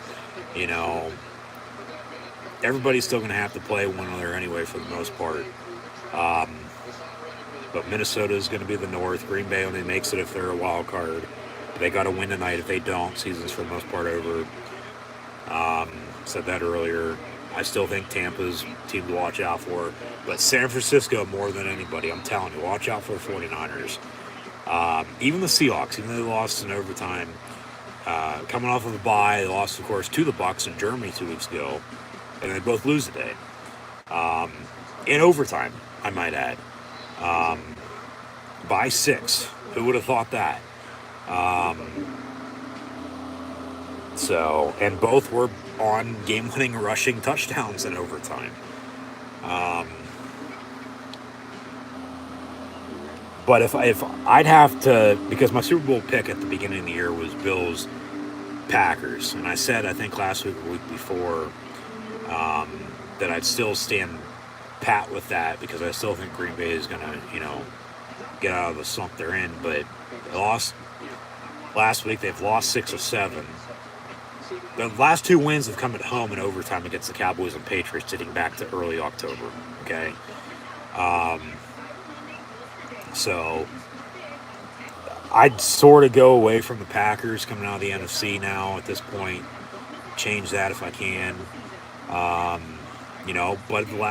last time they were in the spot, 16, they went to Philly and won on Sunday night and made it the whole way to the NFC Championship game. And then arguably probably should have been in the Super Bowl, and they might have won that Super Bowl against the Patriots in 51. But at the same point in time, they might not have, because that's when the Falcons blew the 23 lead. New England came back and won, and Brady, of course, won their Super Bowl. And then won another one 2 years later, even though he was in the next 2. And then they lose in the playoffs. He leaves New England, goes to Tampa, and then win the Super Bowl in his first year then. And 55 2 years ago, losing the playoffs last year, and they're, top of the NFC South right now. But with that being said, I mean, because you can't count out Aaron Rodgers or Tom Brady for that matter. I think my Super Bowl pick, Week 12, as we get a, clearer look here at the end of November now, as we'll enter December with a month and a half of football to be played still, 6 more weeks.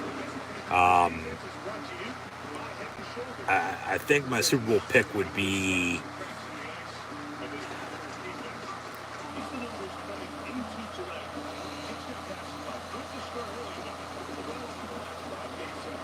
I'm going to still stick with the Bills because I had them preseason.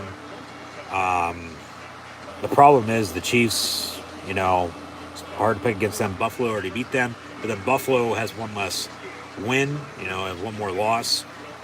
It's just, Josh Allen at times, he seemingly tries to do a little too much, and that's what gets them in trouble, and then they end up, losing games they, should be winning, because they very well also could be undefeated. That's why you play the game. They decide on paper, decide on the field. And that's how it's, shaken out. But incomplete there for Eagles on their opening play of their first drive of the second half, up 7-20, 7-20. But I think we're going to get some rematches from this regular season and in the playoffs. For playoff rematches, even from the years past as well. Whether that's in the wild card, divisional round, conference championships. Who knows? Maybe even a Super Bowl rematch from the past. But I'm still going to take the Bills right now, even though the Dolphins are playing damn good and they have already beat them. Honestly, come playoff time, I don't think the Jets or the Patriots, would do anything. Baltimore is the team to watch out for, though, in the AFC, as is, I think, San Francisco in the NFC. So, could get that. Bengals, of course, there last year. Tennessee, if they can win these close games, come off a big win. Offensive coordinator gets arrested for DUI, extra bye week. And then, they lose at home to the team they lost to in the playoffs last year again. But then it's hard to count out Mahomes and the Chiefs. So I think, 1, 2, 3, 4, 5 would be Buffalo, Kansas City. I'd take Baltimore even as a Steeler fan. Hate to say it, but it hurts. It's true though. Then probably the Titans, and then the Dolphins. I think what's going to hurt Miami late is inexperience come playoff time. But then in the NFC, man, that's tough. Eagles get a first down and more. Miles Sanders down inside the 30. So they go back up 2 scores here with a field goal, let alone a touchdown early third quarter. But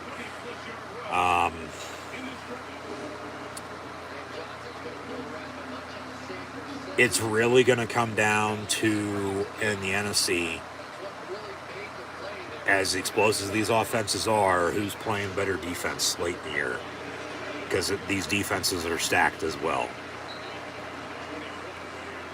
Question is, too, got brought up on Thursday, and, been brought up recently, even with OBJ getting thrown off a plane today. Where is he going to sign? We'll know, I would think, within the next couple weeks, but he's still coming off of a knee injury. So even with that, how effective is he going to be? Because he might just be a decoy.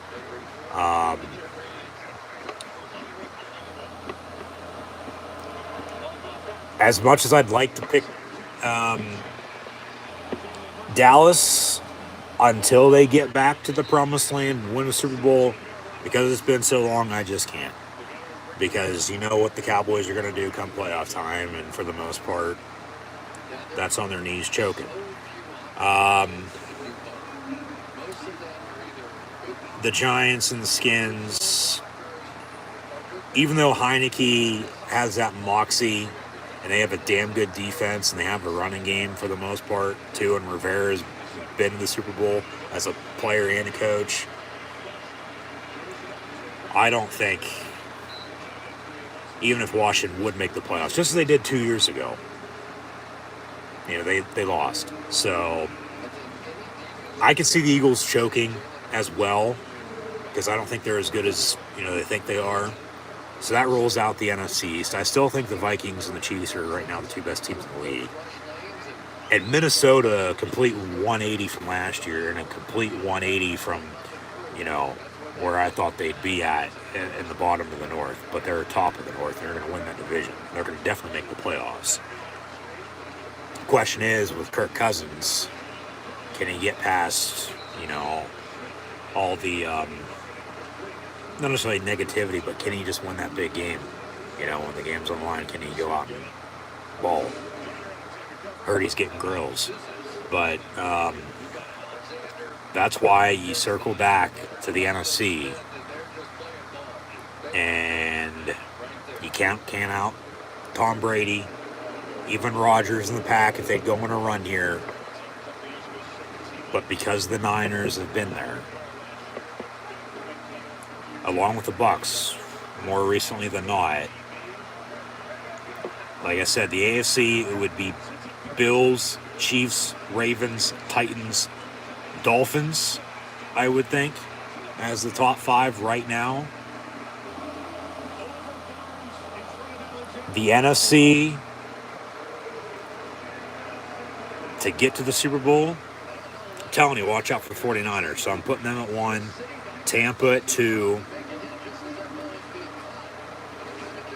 and then probably, even though the Eagles beat the Vikings, I'll put the Vikings ahead of the Eagles, then the Eagles, and then probably the Cowboys.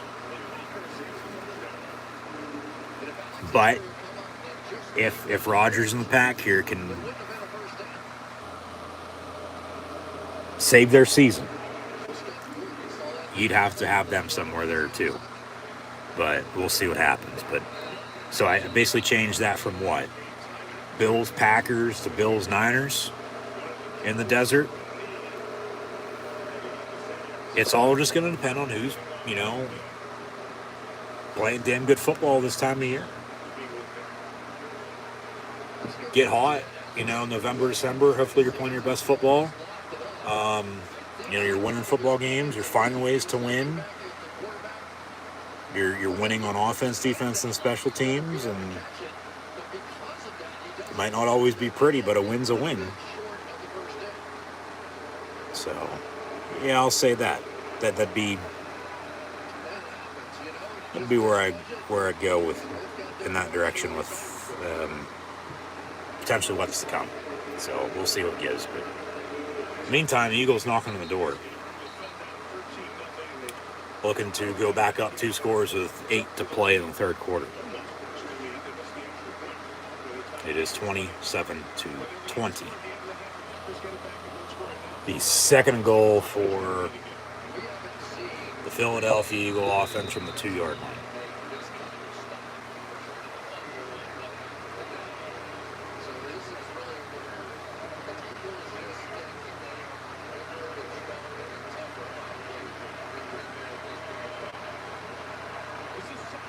That's a false start. Movement on the left side by the left guard and left tackle. No, that's a false start. 5 yards. Offside on Green Bay. No chance. 5 yards, they'll replay it down. So second and goal from the 7. I get you try to bail yourself out. You're the one, and you know it. You had the false start called against you, but then you signal that it was on them for an offside. No way in hell. No chance.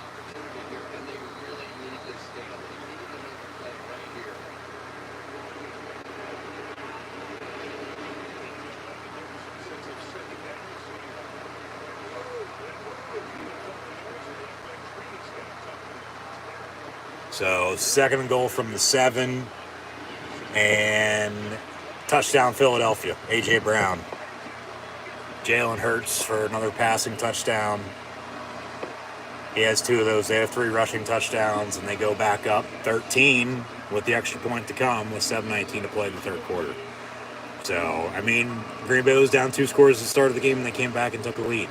And then they were down again, and they tied it, and then they were down going into half. So if they can come back, make it interesting going into the mid-fourth quarter, deep into the game, a couple minutes to play, who's going to have the ball last is who's going to win this game.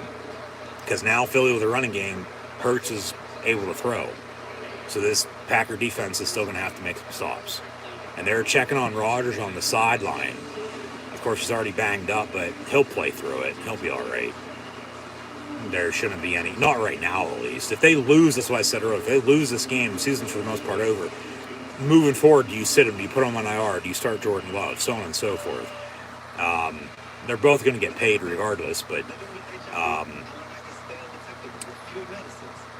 commercial with the timeout, touchdown Eagles, 34-20, your score. So Green Bay didn't do anything on their opening drive. Philly just took up about 6 minutes and drove and scored, and they lead by 14 again. So 34-20, your score. Hurts, 14-22, 146 yards passing, 2 passing touchdowns. There's 11 carries, 130 yards rushing. And then Miles Sanders has 15 carries, 116 yards rushing, and 2 touchdowns. Kenneth Gainwell, Kenny G, 3-10, and a rushing touchdown as well. The Eagles rushing. And said earlier, with the NFC, as explosive, come playoff time and as the offenses are, even on AFC side of things, it's the defense. Who's playing better defense? But then overall as a league, whoever's running the ball better and playing damn good defense is who's going to get, far. Unless a trick play or 2 or special teams or capitalizing on turnovers helps them. Okay, just find a way to win. Survive in advance. But the Eagles as a team tonight have 29 carries, 256 yards rushing, and 3 rushing touchdowns. And then Hurts has now 2 passing touchdowns, 1 to Quez Watkins, and then that one to A.J. Brown, who has 4 catches, 46 yards receiving. Devontae Smith leads the team right now, 4 catches, 50 yards. But maybe he's next. But yeah, 34-20. Rodgers, 9-13, $118, 2 touchdowns and 2 picks.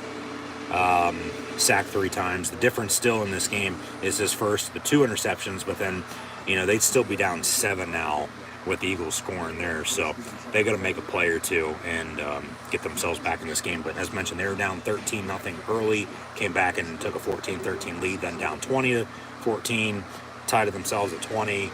but they haven't done anything since Philly with 114 unanswered. So that's where we sit at 34-20 with 7:19 to play in the third quarter. Coming up shortly, we'll preview the NFL for next week in Week 13. That'll begin on Thursday night with the Bills and Patriots.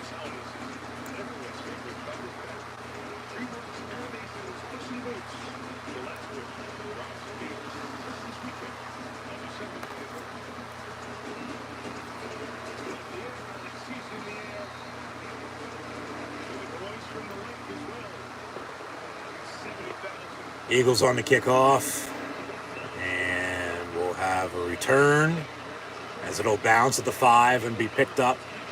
That's a block in the back, a return to the 26, 1st and 10, Green Bay from there. And here comes Aaron Rodgers and the Packer offense.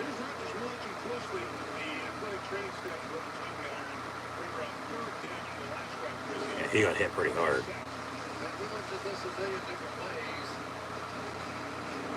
He just got sandwiched on the takedown.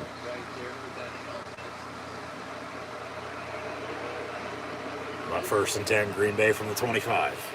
Down 14 again, 7:15 to play in the third.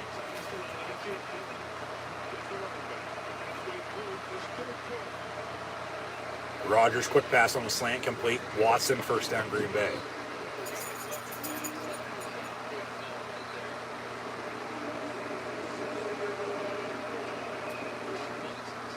Flag on the play as well, and maybe a helmet-to-helmet hit.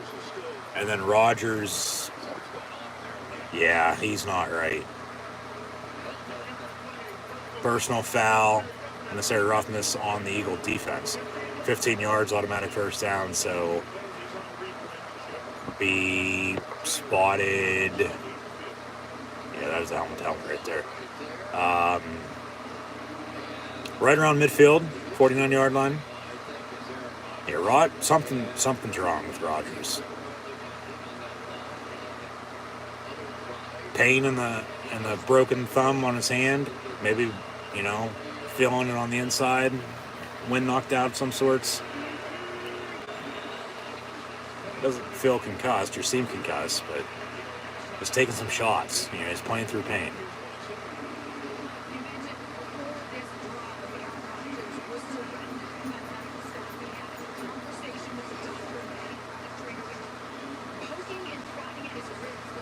Oh shit, his right ribs. So he's, trying to get some air. Yeah. Throwing the ball and then pain. He might have a bruised or cracked or broken rib for all we know. 2nd and 9. Hand off to A.J. Dillon, and they get a 1st down on a 12-yard pickup up the middle. So 1st down, Green Bay.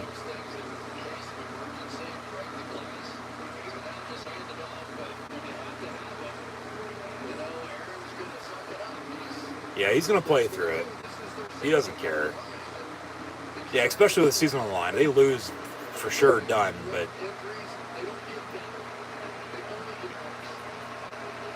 Yeah, that's true. Yeah, because if you don't do anything about it, it's just going to nag, and, yeah.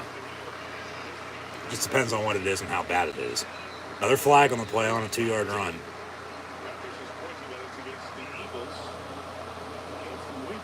So they're running the ball, trying to buy him some time. But that injury is still going to be there the next time he throws anyway. Got a hold on the Eagle defense. 1st down.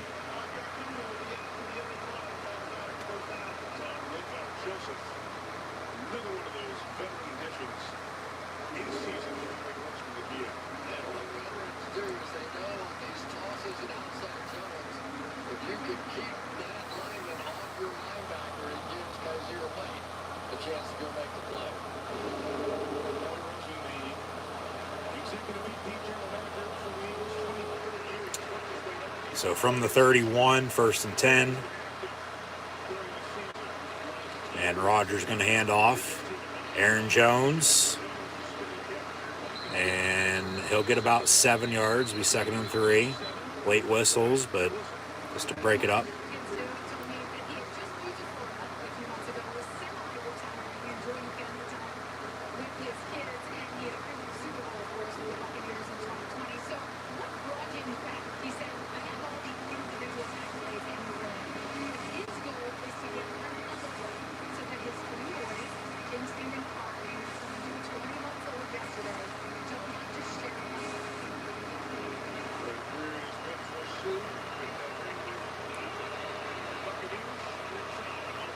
2nd and 3 from the 24. Rodgers quick pass.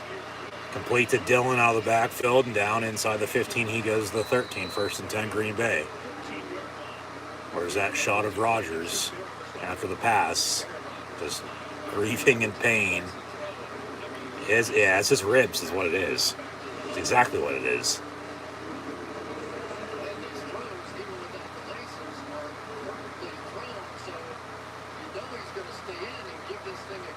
Yep.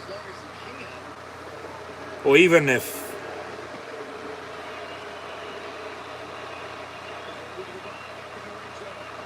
unless they're getting blown out, he's staying in.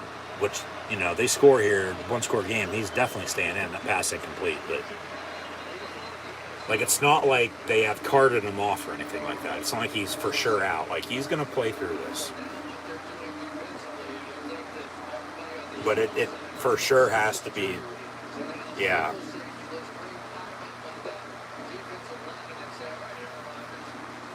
A midsection injury of some sorts.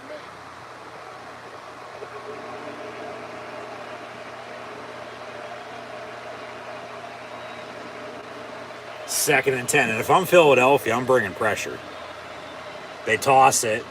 Aaron Jones going to get tackled, but pushed forward on the tackle inside the 10 down to the 7. So 3rd and about 4 from there. But yeah, he got held on the block, but they let it slide on the toss. Yep. That's a good block. More of a block than Mulberry. And then he made the tackle, but he pushed him forward, and then he got a couple more yards, but he's still short. 3rd and 3, 3rd and 4. But yeah, like I said, if I'm Philadelphia defensively, I'm bringing pressure on Rodgers. I'm hitting him. Is what I'm doing. 3rd and 4 from the 7. Yep, they run it. Jones about a yard. 2:52 and counting to play in the 3rd. You're down 14. Inside the 10. I mean, they're going to go for it, it seems like, but I'd be kicking it. Take the points, because you don't know if, you know, depending on what else happens in the 4th quarter. I'd rather be down 9, and you still need 2 touchdowns, but I'd rather be down 9 than 14. That's a false start. You definitely got to kick it now, rather than 4th and 3. You got 4th and 8. You for sure got to kick it. So false start, 5 yards. They'll replay the down, 4th and 8. Let's see if they go for it. Here comes field goal unit. Yes, they will kick it. Good decision. Like I said, I'd still rather be down 9 than 14. You're still going to score twice, but I'd still rather be down 9 than 14, because you don't know what the hell's going to happen. You know, because if you can hold them and then score 2 touchdowns, and you win the game, rather than tie it. So Crosby's field goal going to be 29-yard field goal, they said. Okay. From the 11-yard line. So 11 and 10's 21, 7-8 from the snap to hold the kick. Yeah, 29-yard field goal. Kicks up and good. So 34-23 Philly with 2:03 to play in the 3rd. And Rodgers going to jog into the locker room. Okay. They're going to go check him out, probably give him a scan. That ain't good. I hate to see that for him running in the locker room. As they go to break, but then as also they kick the field goal, yes, but then Eagles getting the ball back. I mean, if their defense gets a stop, like real quick, and he's not back out there yet, Jordan Love's coming into this ball game, and then they're going to run the ball, and Philly knows they're going to run the ball, and they're going to stop him, you'd have to think, unless they break one. The good thing about him going to the locker room, but also the bad thing is, and circle back to time possession, is if Philly goes on another 6-minute touchdown drive, I mean, you're going to be down, what, 2.5 scores on at that point? 4th quarter, whether he's coming back in or not, it probably won't matter. Game's probably over. So hopefully he's okay. I don't want to see anybody get hurt. I'm sure there's people absolutely loving this, though, because of everything he said the past couple years. But you hate to see anybody get hurt. It seems like it's a midsection injury of some sort, right rib. Whether, like I said, it's bruised, cracked, or broken, who knows, but he's going in and get it x-rayed, get it scanned. He's going to play through it unless they roll him out, which meaning they're not going to allow him to re-enter, knowing, protocol now in the NFL. At least it ain't a concussion. But of course, he's still in pain. But, I mean, if they lose tonight, their season for the most part is over to begin with, okay? They win, still on the line, but then now he's hurt, you're in a tough spot. But then you're fucked either way with Jordan Love because he hasn't done jack shit, Even though he hasn't played a lot, even when he's been in there, he hasn't done jack shit. So, yeah, we'll see what the thing is with Rodgers, and then we'll go from there. But defensively, they're to get a stop, but just hopefully it's not real quick. But hopefully it is, though, too, for them, because they'd like the ball back. But you'd also still like to have Rodgers and a quarterback for you. Like, you don't have to put in Jordan Love unless I absolutely have to. Eagles return out to the 27, 1st and 10 for Philly. Minute 58 to play in the third. They lead by 9, 34-23 over the Green Bay Packers here tonight on Sunday Night Football. So here at the end of the quarter, we'll update if we know anything about Rodgers, but then also preview next week in the NFL. Rodgers questionable to return. Well, who would have thought? He's in the fucking locker room getting looked at. Until he comes back, no shit, he's going to be questionable to return. But you can tell he's in pain.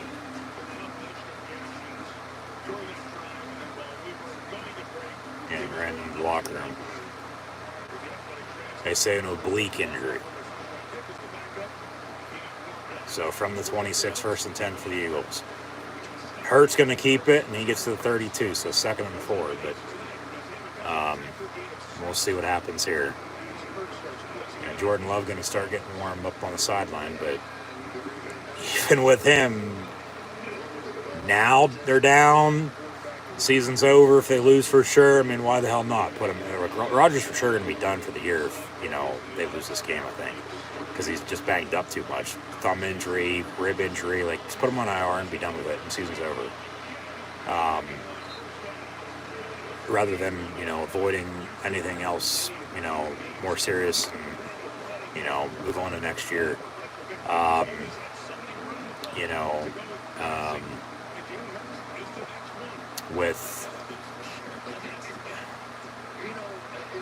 So I said if they find a way to win this game and then he's hurt, like, they're fucked because Jordan Love ain't that good from what we've seen. But he really hasn't played a lot though either. But he still ain't that good. He sucks. So you can just tell, because like if they really believed in him, they would have moved on from Rodgers last year, and they'd be having Jordan Love as their starting quarterback this year. And they'd probably be still 4-7 at this point because of that. But they're 4-7 even with Rodgers. Like, they're just not playing good. But I still think, well, time's ticking away this game and for the season. But it's to that point, yeah, they can still get out of it, but they can't. They're just going to be stuck. So there's really no other way to explain it. They're in a tough spot.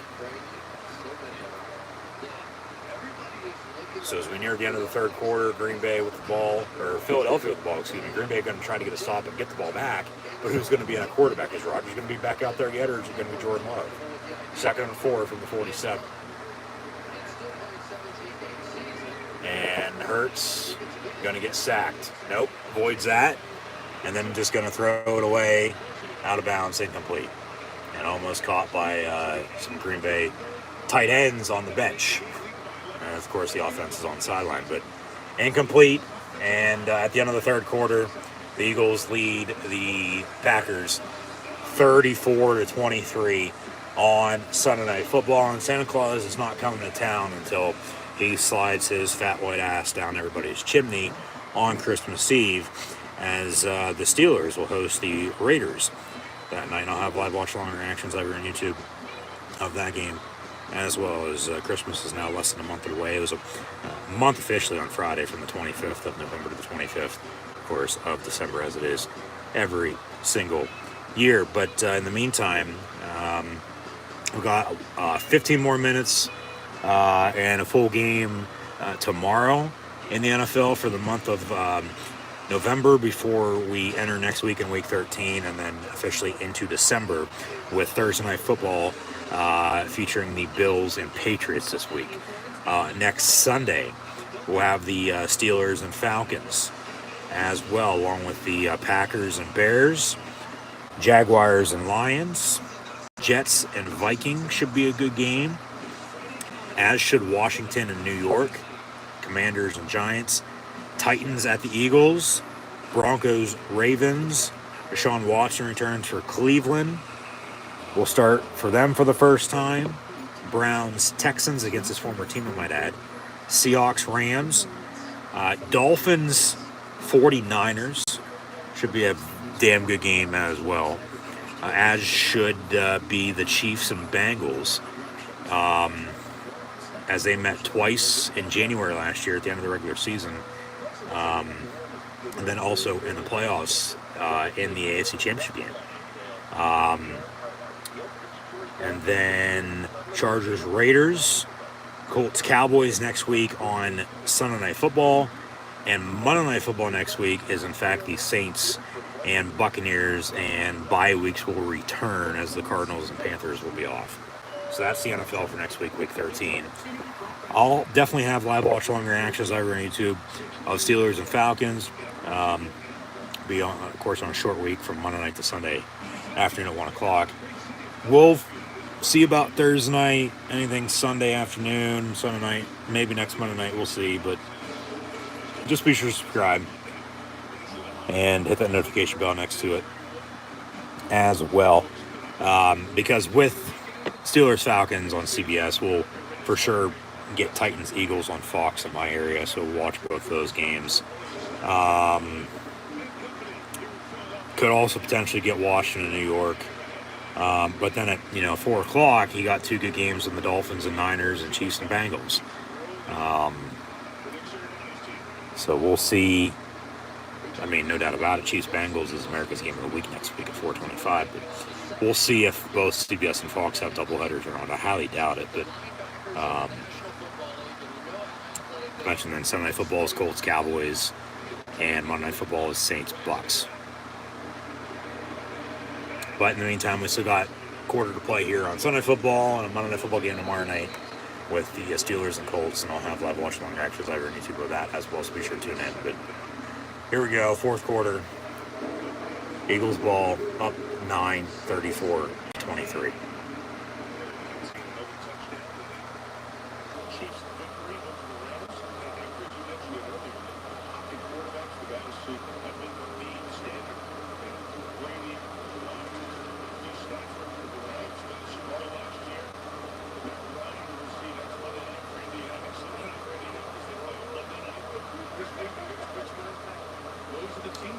From the 44, Hurts going to hand off. Sanders gets to the 40, so they got a 3rd and 6 with 14 minutes to play. Game honestly should be over within the next half hour.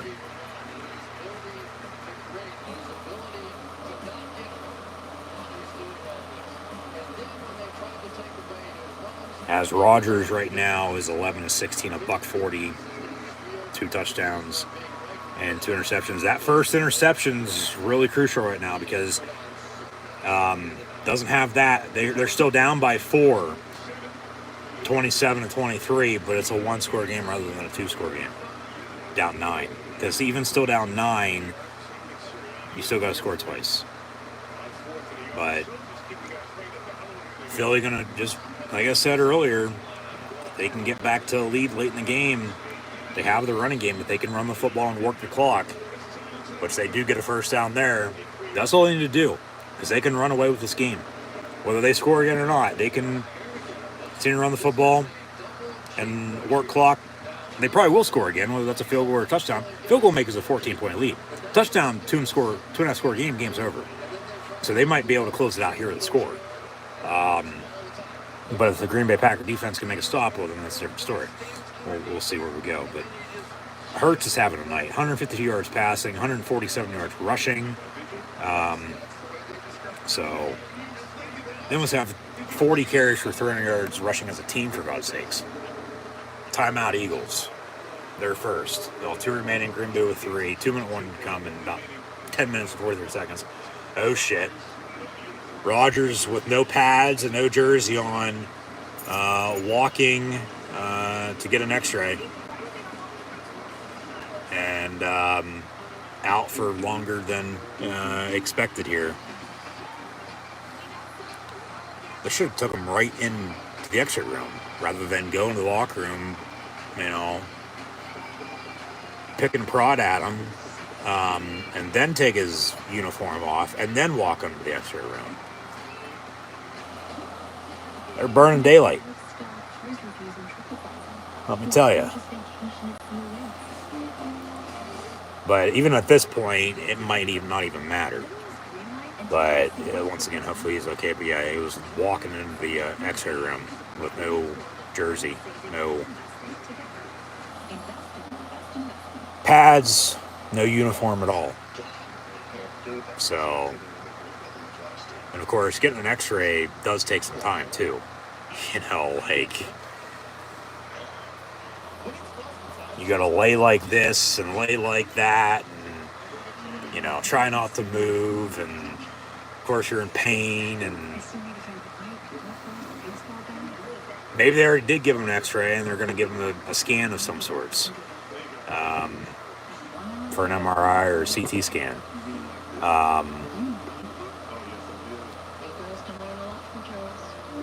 And stadiums have this equipment. It's not like they've taken him to a local hospital or anything. It's just the fact of the matter of it being is, for whatever reason, run a State Farm Aaron Rodgers commercial in the meantime. Haven't seen this commercial since God knows when. But maybe one of his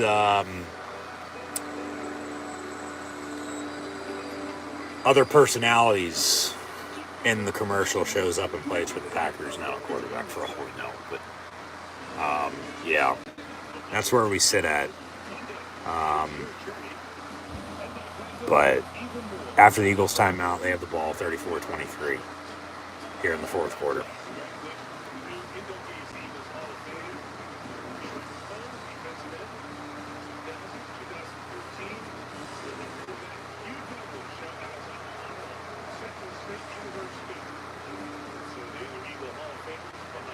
Be officially 1st and 10 from the 33.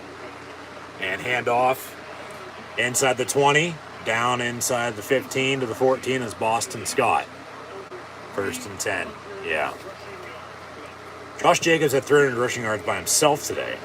Eagles just surpassed that as a team, but, Hurts 147, Sanders a $119, 25 for Gainwell, and then 18 there for Scott. But Hurts also has 152 yards passing, and they have 5 touchdowns. Their lone mistake is the missed extra point. They did fumble it, and then the Packers scored. Packers injured defender as well, but be 1st and 10 Philly again. And as time moves on, it looks like the Green Bay Packers season's over, and it looks like Aaron Rodgers' season also could be over with the injury. We just don't know the severity of it yet.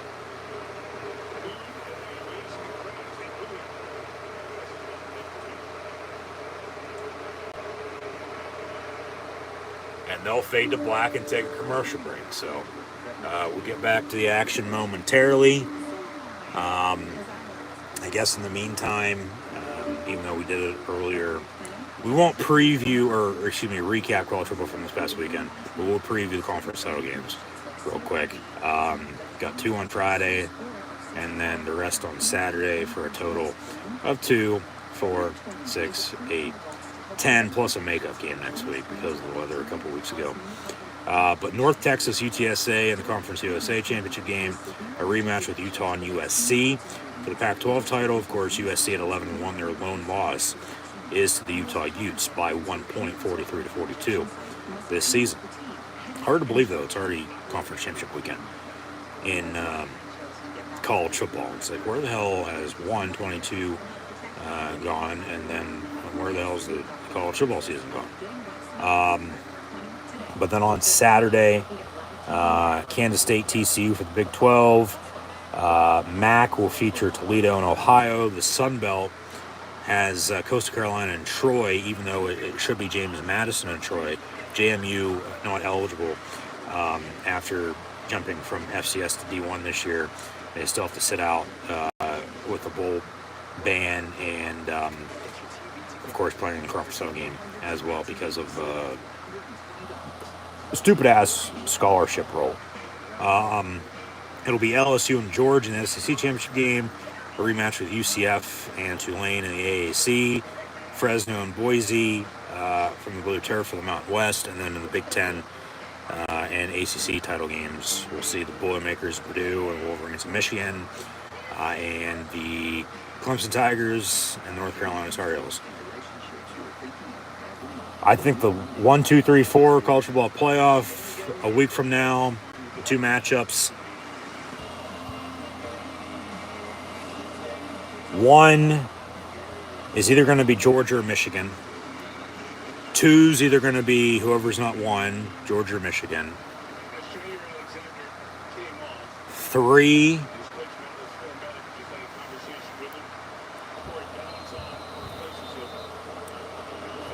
Utah already beat USC. TCU's finding ways to win. I think TCU's probably got a better chance of being upset than USC does. So Utah's good. Of course, this is a neutral site game, though. You know, they already lost to them. I think USC avenges that loss. I think USC gets in.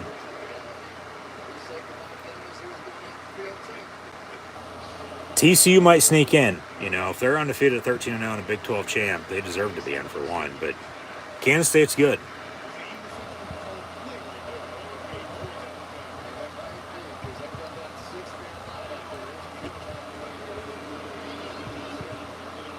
Eagles got a 3rd and 9 coming up. In the meantime,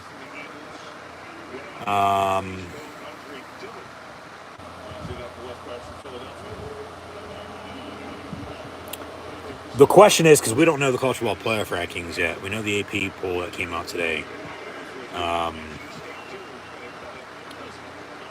And Ohio State's 5. So Ohio State needs help to get in. And if both Michigan and Ohio State make the playoff, Penn State's going to the Rose Bowl.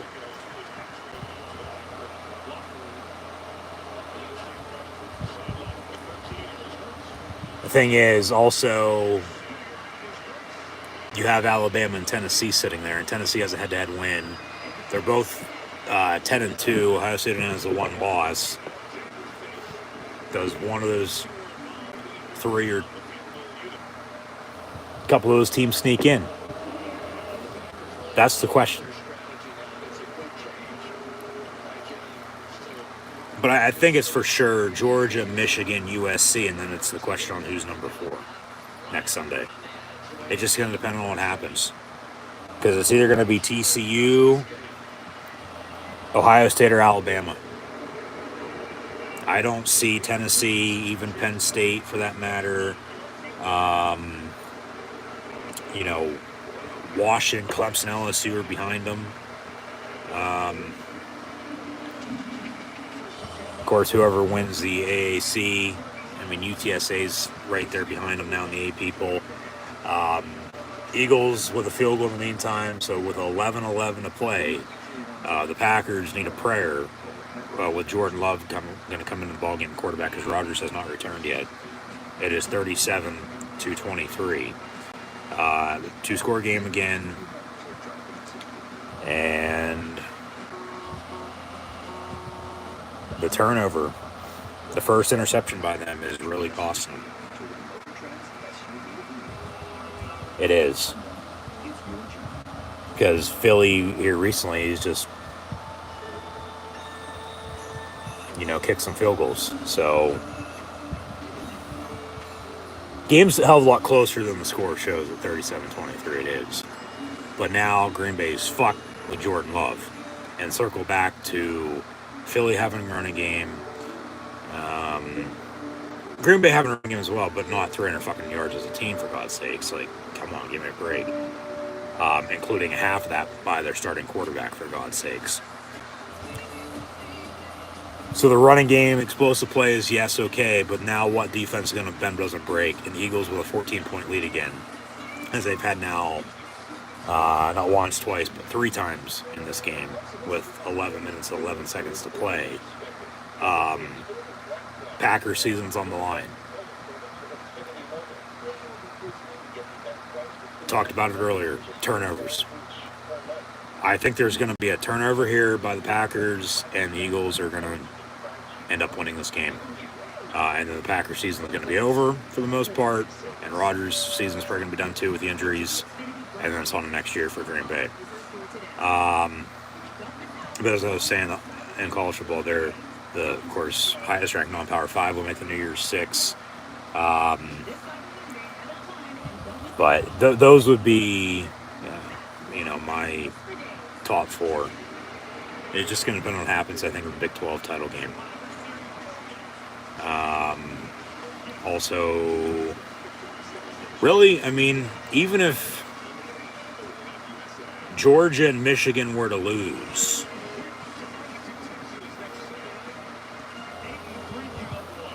that's where it gets interesting. For Ohio State and Alabama, especially, to maybe sneak in. But then, TCU, if USC wins, they're for sure in. That's a given. But, we'll see what happens. But that's that. Rodgers still getting looked at. Yeah, just banged up. And there he is walking in to get an x-ray.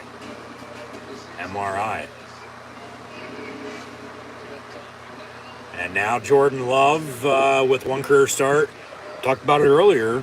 At Kansas City, similar for the Chiefs today at home against the Rams with who they had starting at quarterback for them with Matthew Stafford out. And then turnovers were crucial late in that game. So Jordan Love going to hand off. He's going to have to throw the ball if they want to come back and win this game, unless they've already closed up shop and the game's over and the season's over.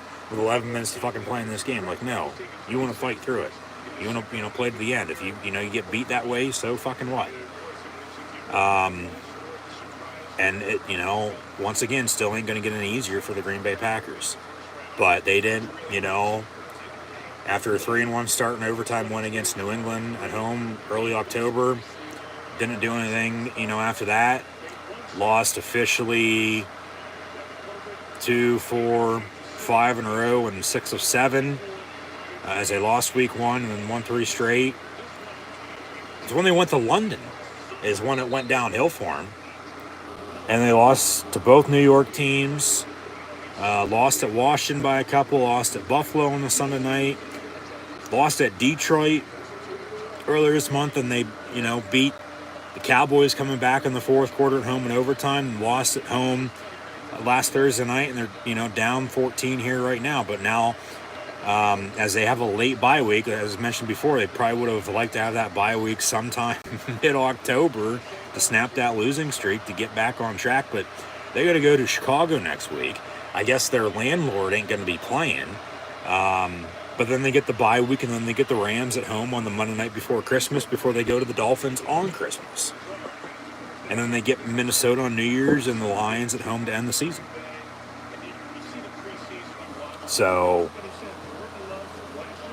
37-23, 1st and 10, Green Bay.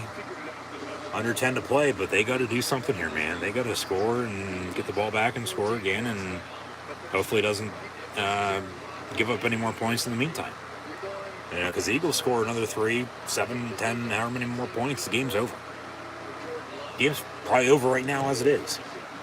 Jordan Love pass completed over the middle. Christian Watson down the far sideline, inside the 40, inside the 30, 20, 15, 10, touchdown, Green Bay Packers. Holy shit.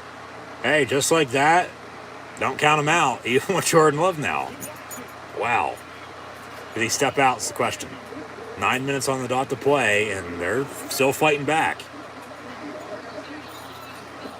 Wow. Wow. Quick 3-step drop on a play action. Quick pass. And he's in the whole way. Touchdown Green Bay. Jordan Love to Christian Watson. Over the middle. And a touchdown for Green Bay. Wow. Just wow. Well, I don't think anybody was expecting that. Extra points up and good. So 37-30 with 9 minutes to play. And okay, even at this point, even if Rodgers would return, would it be the right decision? Jordan Love just did that. He's 3 of 3 for 75 yards passing and a touchdown, for God's sakes. So they're going to have to get a stop on defense. This game's going to get interesting down the stretch. The problem is they haven't been able to stop the run. Because if Philly can continue to run the football like they have tonight and run this clock out, game's over for sure with a touchdown here. Even with a field goal to go up 10, it's back to a 2-score game. That's what Packers just keep getting cut down. And then they even, keep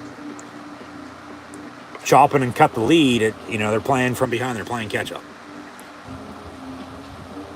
And the turnover, the first Rodgers interception is what's killing them right now. It is. Think about it. The first interception by Rodgers is the dagger in the Green Bay Packers.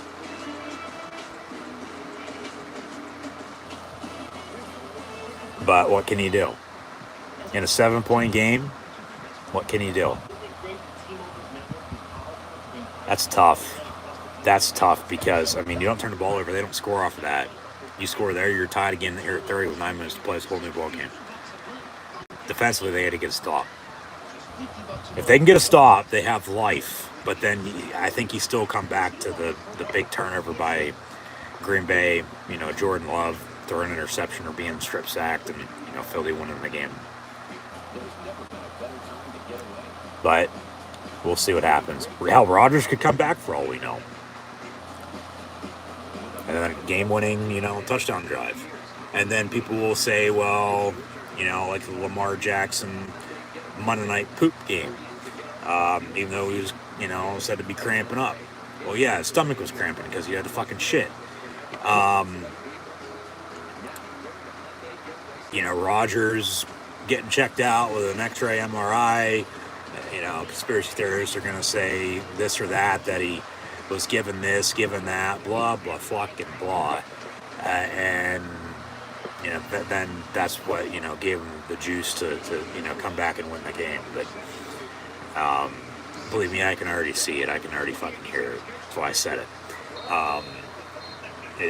Fucking media trying to make a story out of fucking nothing. Look at OBJ situation earlier from being kicked off a plane, for God's sakes. Right in the middle of when he's, traveling to potentially sign with a team. Come on now, man. Give me a break. So a return for Philadelphia, 1st and 10. Jordan Love's the starting quarterback. As Rodgers is out with an injury, has yet to return to the sideline in the locker room, getting checked out. So, all right. Be 1st and 10 Philly from the 21-yard line.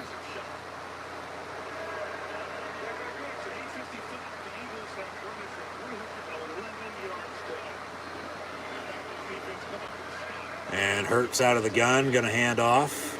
Miles Sanders. And Boobie Miles for an Eagle first down. And exactly that if I'm Philly.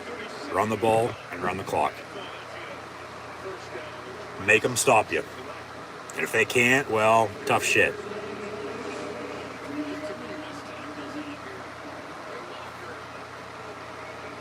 Definitely the pressure on him now is the signal caller, but that was some move there by Miles Sanders as well. Somebody defensively has to step up in this point. Exactly. No doubt about it. From the 32, 1st and 10. And Brown in motion. What can he do for you? We'll find out. I think Sanders thought he fumbled it, but Hurts kept it for himself, and then gets 2 yards on the keeper. And got a 2nd and 8 coming up.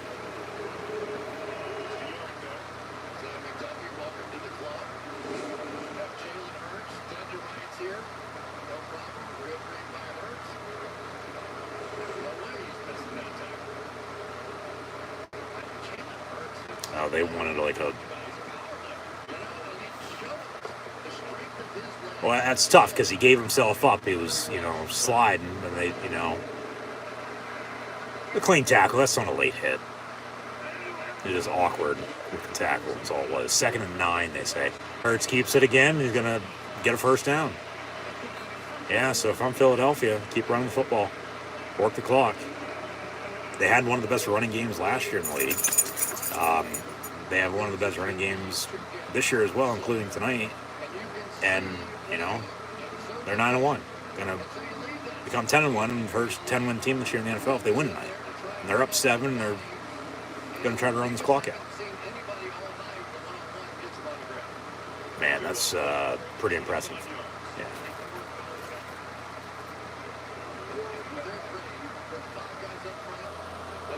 First and 10, Philly from the 42. And another handoff. And Scott for 4. It all starts up front. You'll be able to block to run the football. And they've been able to. Clock, tick, tick, tick, tick, tick, tick, tick. Tick tock. 2nd and 6. They scored touchdown, game's over. Field goal, even at that point, game's over too. Because even with timeouts, 2-minute warning, just not going to be on Green Bay's side. Especially with Jordan Love now. Like, he's just not used to it. Rodgers on the flip side, go score in a couple plays, that's a different story. But it's a big drive for Philly if they can close it out. Hand off to Sanders. About a 3rd and 2.5, 3 coming up. So even though he's getting pushed out of bounds, clock's going to wind. And the big thing is to work the play clock, not snapping it until about 3 seconds. Because you don't want to give them any time. Like, hell, for all we know, Green Bay might not even touch the ball the rest of the way. We'll see. But just domination by Philly in the run game. And it starts up front of the offensive line. And you got to be able to run the football and play good defense in order to win football games.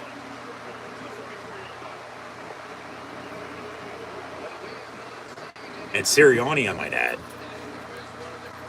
who has bounced around the league as a coordinator, finally got a head coaching opportunity with the Eagles, is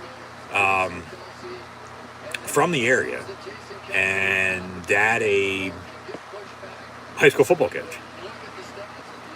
And at least Pennsylvania high school football, in order to win, you're running the football and you're playing good defense. But, for the most part, it's run. And Rudolph will be running with Christmas right around the corner. But,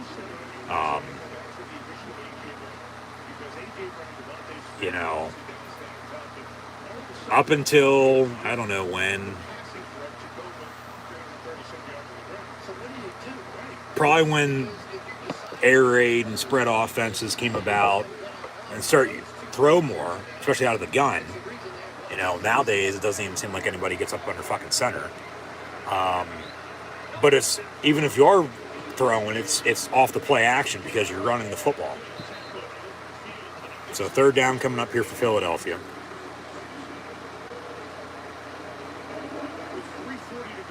Yep, 3:35 and counting to play now. I mean, Green Bay's probably going to have to start calling their timeouts here if they even want to get the football back. But, here before too long, Philly's going to be in field goal range, and even with that, the game's going to be over. So, yeah. Rodgers seemingly done now for the game, or potentially the season, or at least for a couple weeks, but where they're at record-wise, it's going to be the season. Like I said, just put him on fucking IR, move on, and have Jordan Love start. You see what you get with him, and then you move into next year, and then, you go from there. All right, 4th and 2 for Philly. He's going to go for it. Yeah, you don't want to give him a short field. Thing is, you want to drain this clock and probably call one of your 2 timeouts and think about it if you're not going to try to draw them off sides, because Green Bay might want to call a timeout here too. But if they were going to, they probably should have already done it. 4th and 3 for Philadelphia out of an empty set. Meanwhile, running back motions back in the backfield. Timeout for Philly as the play clock was about to expire. So they will call a timeout, 2:21 to play. I mean, you could have taken a delay game and pin them deep, make them drive, with a young, inexperienced quarterback in Jordan Love, and then you get your turnover, with an interception of some sorts. And then game's over for sure at that point, because you're going to want to make them drive and, go the distance and tie it up that way, rather than give them a short field. So it looks like they will punt now rather than go for it. So they just drain the clock and call a timeout. But Green Bay still, the thing is, they have 3 timeouts and the 2-minute warning here. But no Aaron Rodgers, it's Jordan Love. So what's going to happen? They're either going to drive and score and tie this game up, and we're going to go to overtime once again today. Actually, they will kick the field goal from 54 yards to, for the most part, put it away, win 40-30. Because Green Bay will then have to, score quick and then get the ball back and score again. Whether that's a field goal to tie at 40 or a touchdown to win it. 54-yard field goal. They'll kick the field goal. Kicks up. Kick is good. 40-30 with 2:16 to play. So that should do it. That should do it. Yeah, Green Bay's done. Game's over. Season's over too for him. Well, I mean, if your kicker has the leg, why wouldn't you fucking kick it? But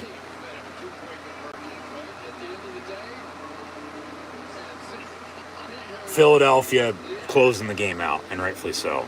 Better team tonight. Better team. One of the best teams in the league.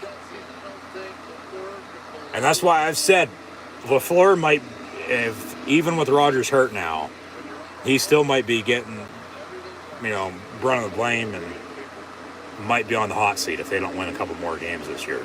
Like, I wouldn't be surprised if Matt LaFleur gets fired by Green Bay. I'm not just saying this now. I said it earlier tonight. If you're just not tuning in, if you don't believe me. I said it fucking last Thursday for the first time when Green Bay lost at home against Tennessee as well. So, yeah, if they're going to lose 7 of 8 after a 3-1 start. Just pitiful by Green Bay. Return. Out past the 20 to the 25, 30. Well, 40, 45 to the 48-yard line. Let's give him a fucking kickoff return for a touchdown. That would have been something. 2:09 to play. Got 2-minute warning and 3 timeouts. Green Bay still got a chance, but slim at that. And Jordan Love and a quarterback as Rodgers is done. If he would have returned, he would came back in by now. Yeah, that would have been a very long kickoff return for a touchdown, to say the least. But, I still think that turnover is coming. I do. To seal it. And this crowd's going to pop. Just like they will April 24 for the show of shows. 1st and 10 Green Bay from the 47. And a slant over the middle, complete to Christian Watson. 1st and 10 Green Bay. And that'll take us a 2-minute warning. We've got a 1st and 10 inside Philly territory, down 10 with 2 minutes to play and 3 timeouts. They got to score, get the ball back with an onside kick, Hopefully they have a timeout or two, and then try to score again with a field goal to tie, touchdown to win. This game ain't over just yet, but it seems like the Eagles have it in their pocket for now. But are they going to let it slip out and, someone going to pick it up and not return? That's the question. But I still think that turnover's coming. I do. I think Love's going to throw a pick, or he's going to get strip sacked. Or they'll have a fourth down and it'll be incomplete and game's over. One of those. That's exactly what's going to happen, I think. Unless they score again and then gets a hell of a lot of interesting. Like I said, get an onside kick. Maybe they recover, probably won't, because nobody ever recovers those anymore. And then, okay, if they get it, field goal to tie, touchdown to win, but doubt that'll happen. And I think they could. I think they should still, of course, the NFL rule. At least they want to try to change it, get rid of the onside kicks. I think you should keep them. Makes it interesting rather than 4th and 15. Like, very rarely see onside kicks. Like, you see a bunch of 4th and 15s or 4th downs. At least teams go for it. Like, they're trying to change it. They don't need to be changing. But look at the world.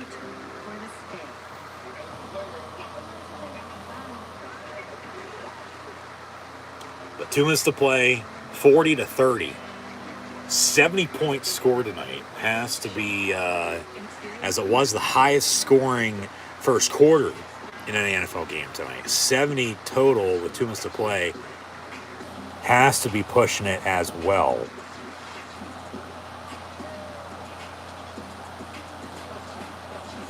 So good game. No doubt about it. But it seems like Aaron Rodgers is, of course, injured and out for the rest of this game and potentially the season, because their season's going to be over with the loss. 4-8, and then they got to win out and get a ton of help just to make the playoffs. No chance, none.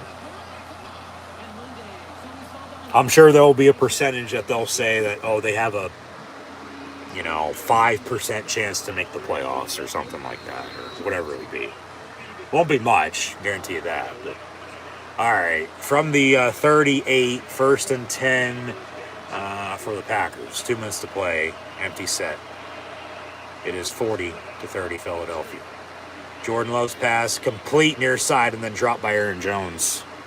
He's gone out of bounds, incomplete at the 15-yard line. So 2nd and 10. That was a bullet. That was quick, and Jordan Love ain't looking half bad. I mean, maybe, they should have caught that. Maybe they will be all right with Jordan Love. I still don't think so, but maybe.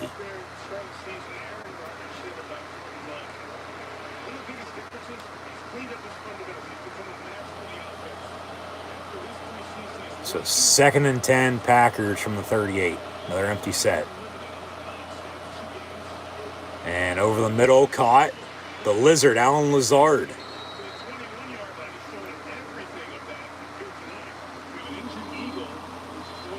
All right, injured Eagle defender as they near the red zone, but they need 10 to tie.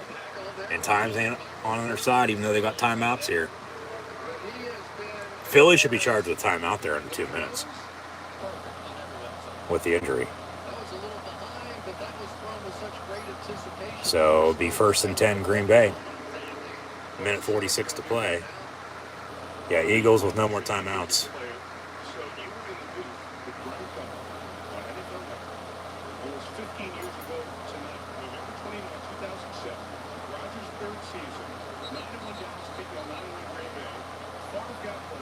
And Rodgers came in. Shit.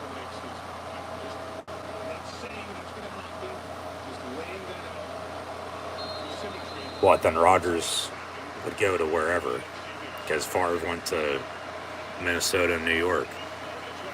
15 years ago today as well, Sean Taylor was killed. So I better not wake up tomorrow morning and see on the news that an NFL player was shot and killed in his home this weekend. Because history does repeat itself. History could just give us that recall from, that game, and then Favre wasn't on the Packers next year. because he got hurt, and then Rodgers stepped in. Rodgers gets hurt tonight. Jordan Love steps in. Talk about, full circle. I mean, come on, man. Incomplete in the end zone. Now on the rollout, intended for Watson, even though Lazard was also there as well. 2nd and 10, Green Bay from the 21. Jordan Love, complete over the middle. Robert Tonyan for the first time in the second half. Be 3rd down, about the 15-yard line. So got 3 timeouts, but time's taken away. $1.25. 3rd and 4 at the 15. And Jordan Love gonna step up, roll out in the end zone, caught and dropped, incomplete. 10 for Randall Cobb. 4th and 4. You kick it. Kick the field goal. Kick the field goal with 1:11. Hopefully you make it, and then you kick an onside kick. If you recover that, it gets very interesting, because then you got 3 timeouts, about a minute to play. Touchdown ties the game, would go to overtime potentially. Jordan Love ain't looking half bad. He's not. But here's the Packer field goal from about, 33? Yeah, 33 yards. This is an extra point. Both teams missed one of those, though, earlier tonight, I might add. This field goal, though, is up and good. So the minute 8 to play, Packers once again cut it to 7. 40-33 Philadelphia. And right now, I'm telling you, man, that first Rodgers interception is what is killing the Green Bay Packers, because they went and drove and scored off of it with a touchdown, I might add. If he doesn't turn the ball over, we're tied at 33. And then the Eagles with no timeouts, maybe they have 1 or 2, because the game would have, played out a little different. They probably would have been smarter in that situation. But maybe not. And then maybe we still go to overtime here. With that being said, maybe we don't. Who knows? They got to give the onside kick now for sure to keep it alive. But then even if they don't, they got 3 timeouts to stop the clock, and they could still get the ball back. Hopefully Philadelphia doesn't do anything then at that point. And then, okay, you get the ball back with no timeouts. Probably have to drive the length of the field. No time. Hook and ladder. And, probably won't get in. Game's over. And they went, remember, Washington, and came down to the final play. Hail Mary, hook and ladder. And they almost had it. At Philadelphia, also in the NFC East, as they lost to the Giants in London. They beat the Cowboys at home. Here's the onside kick. It's got to go 10 yards, which it never did. Eagles recover in the meantime anyway. So 1:08 to play, be 1st and 10, Philadelphia.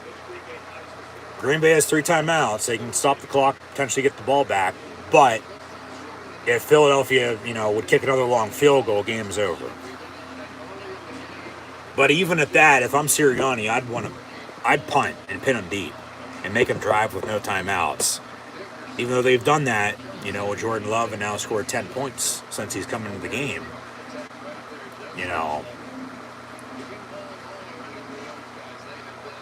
Eagles tonight with 353 yards rushing, most yards rushing in a game for them since 1948, and that was a few years removed from World War II and a few years removed from when they were the Steagles with the Pittsburgh Steelers. 1st and 10, Philly, handoff. Miles Sanders for 2, so they're going to add on to that rather than 3:53. It's now 3:55. Timeout, Green Bay with 1:01 to play, down 7, and the Rodgers interception is the difference. That is the difference right now. Even with everything else that's happened, that is the difference in this game.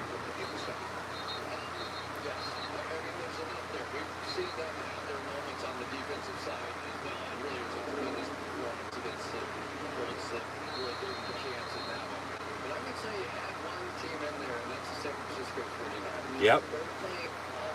Thank you.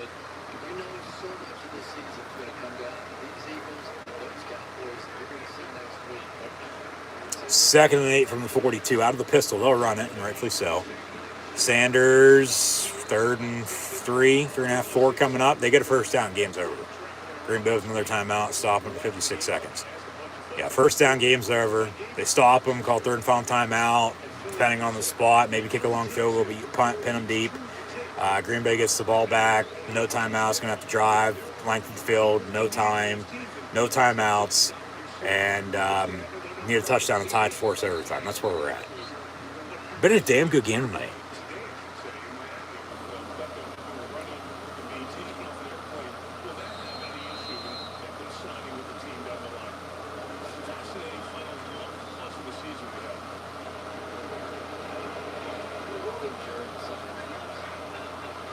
So from the 37-yard line, 3rd and 3 for the Eagles, out of the pistol, they'll hand off. Sanders, first down, game's over. Eagles win 40-33 over the Green Bay Packers here tonight, Sunday Football. No sense calling your third and final timeout. Ain't going to do any good. They'll take one final kneel down, and that will be all she wrote. And the Eagles will beat the Packers 40-33 on Sunday Night Football. The difference, the first of the two Aaron Rodgers interceptions, because the Eagles drove and scored a touchdown off of it. Touchdown is 6 points. Make it 7 with the extra point up and good. Green Bay going to lose by 7, so do the math. Rodgers injured in the meantime, did not return. Green Bay's season likely over now with the loss, falling to 4-8. Philly, the first 10-win team this year in the NFL, now 10-1 with a 40-33 win at home on Sunday Football once again against Green Bay Packers. And with Rodgers injured and the season likely over for the Green Bay Packers, I would have to think Aaron Rodgers' season is also, for the most part, likely done with as well, but only time will tell. We'll see. Jordan Love, in the meantime, didn't look half bad. Gonna officially finish 6-9, a $113 and a touchdown. When Rodgers, up until he got injured, was 11-16, 140 yards passing, 2 touchdowns, 2 interceptions, sacked 3 times, came into the game with the thumb injury, but now it seems like a rib injury, and we'll see his status. But back-to-back MVP seasons. It seems like this year is going to end early with a season-ending injury, potentially. We don't know that officially just yet, but don't want to speculate by any means. But you could tell he was in pain, and then they lose the game. Okay, they fall 4-8. Season's for the most part over. So why not have his season be over with now too? Put him on IR. Jordan Love didn't look half bad, as mentioned. 6-9, a $113 and a touchdown. See what he's got down the stretch, and then you go from there. I wouldn't necessarily say that Aaron Rodgers playing his final game as a Green Bay Packer tonight by any means, but never know. Especially with that stat that Tirico brought up about 15 years ago, this very weekend, along with Sean Taylor getting killed, murdered in his home, as Washington won against Atlanta for him earlier today, 1913. Another one-score game tonight. I mean, good God. Down to the wire, close finishes in the NFL this year, which, good. More of it. Along with the running game and, good defense and on special teams, as I always say. But that, when Green Bay and Dallas met and Favre got hurt, Rodgers came in and then took over the starting job. Favre was never a Packer after that. Moved on to Minnesota and New York afterwards. And then, in the meantime, retired and came back and eventually in the Hall of Fame. But Eagles win 40-33 on Sunday Night Football, long story short. Rodgers, hopefully, is okay. 11-16, a $140, 2 touchdowns, 2 interceptions. Jordan Love in relief, 6-9, a $113 and a touchdown. But one of the 2 interceptions by Rodgers was the difference. Because that interception, they went and scored, and the Eagles won by 7. 40-33, once again, your final score. Dillon had 8 carries, 64 yards rushing and a touchdown. Aaron Jones, 12-43. Christian Watson with 4 catches, 110 yards receiving and a touchdown. Aaron Jones had the other touchdown, as did Randall Cobb, 356 and 219 for those 2, respectively. And then Lazard and Dillon had 24 yards receiving and Tunyon 20. Jalen Hurts, what a game. 16 for 28 for 153 yards passing and 2 passing touchdowns. also had 17 carries, 157 yards rushing. Miles Sanders, 2 rushing touchdowns. Gainwell, the other, 21 for a $143 for Boo Boo Miles in the 2 scores. Gainwell, 8 of 39 in the touchdown. And then Boston Scott had 3 catches, 24 yards rushing as well. Devontae Smith, I don't think he even had a catch in the second half. But finished 4 for 50, led the team in receiving. Didn't need to, throw the ball. They ran for 363 on almost 50 carries.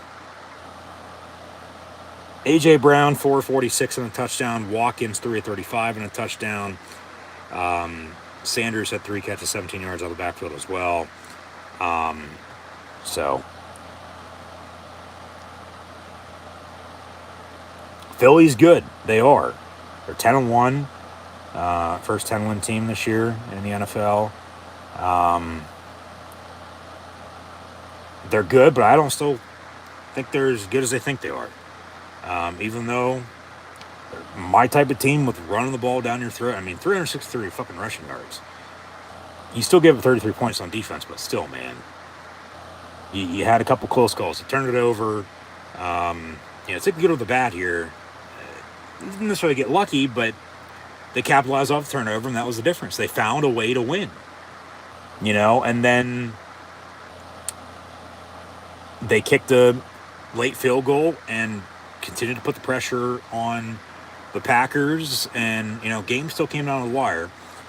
Will they, find a way to keep winning these games? Or are they going to, they lost 2 weeks ago. They're on a 2-game winning streak, so they still arguably could be undefeated, just like a few other teams. They're 10-1. They lost to Washington. It's going to be interesting to see who wins the NFC East, to say the least. But, up until, Philadelphia starts blowing out teams, that's when I'm going to be able to say that, hey, they're a force to be reckoned with. They can run the ball and stop you on defense, and they're going to win it. They control the clock by running the ball as well, I might add, by a good 10 minutes. And we only had 7 penalties tonight, so the rest let them play. But in the end, and hopefully Aaron Rodgers is okay with an injury, the difference was his one of 2 interceptions that the Eagles capitalized with a touchdown on and win by 7, 40-33, your final score on Sunday Night Football. So, in the meantime, that'll do it for myself, your host, Encyclopedia Sports, Quinn Luke, 96, live right here on YouTube.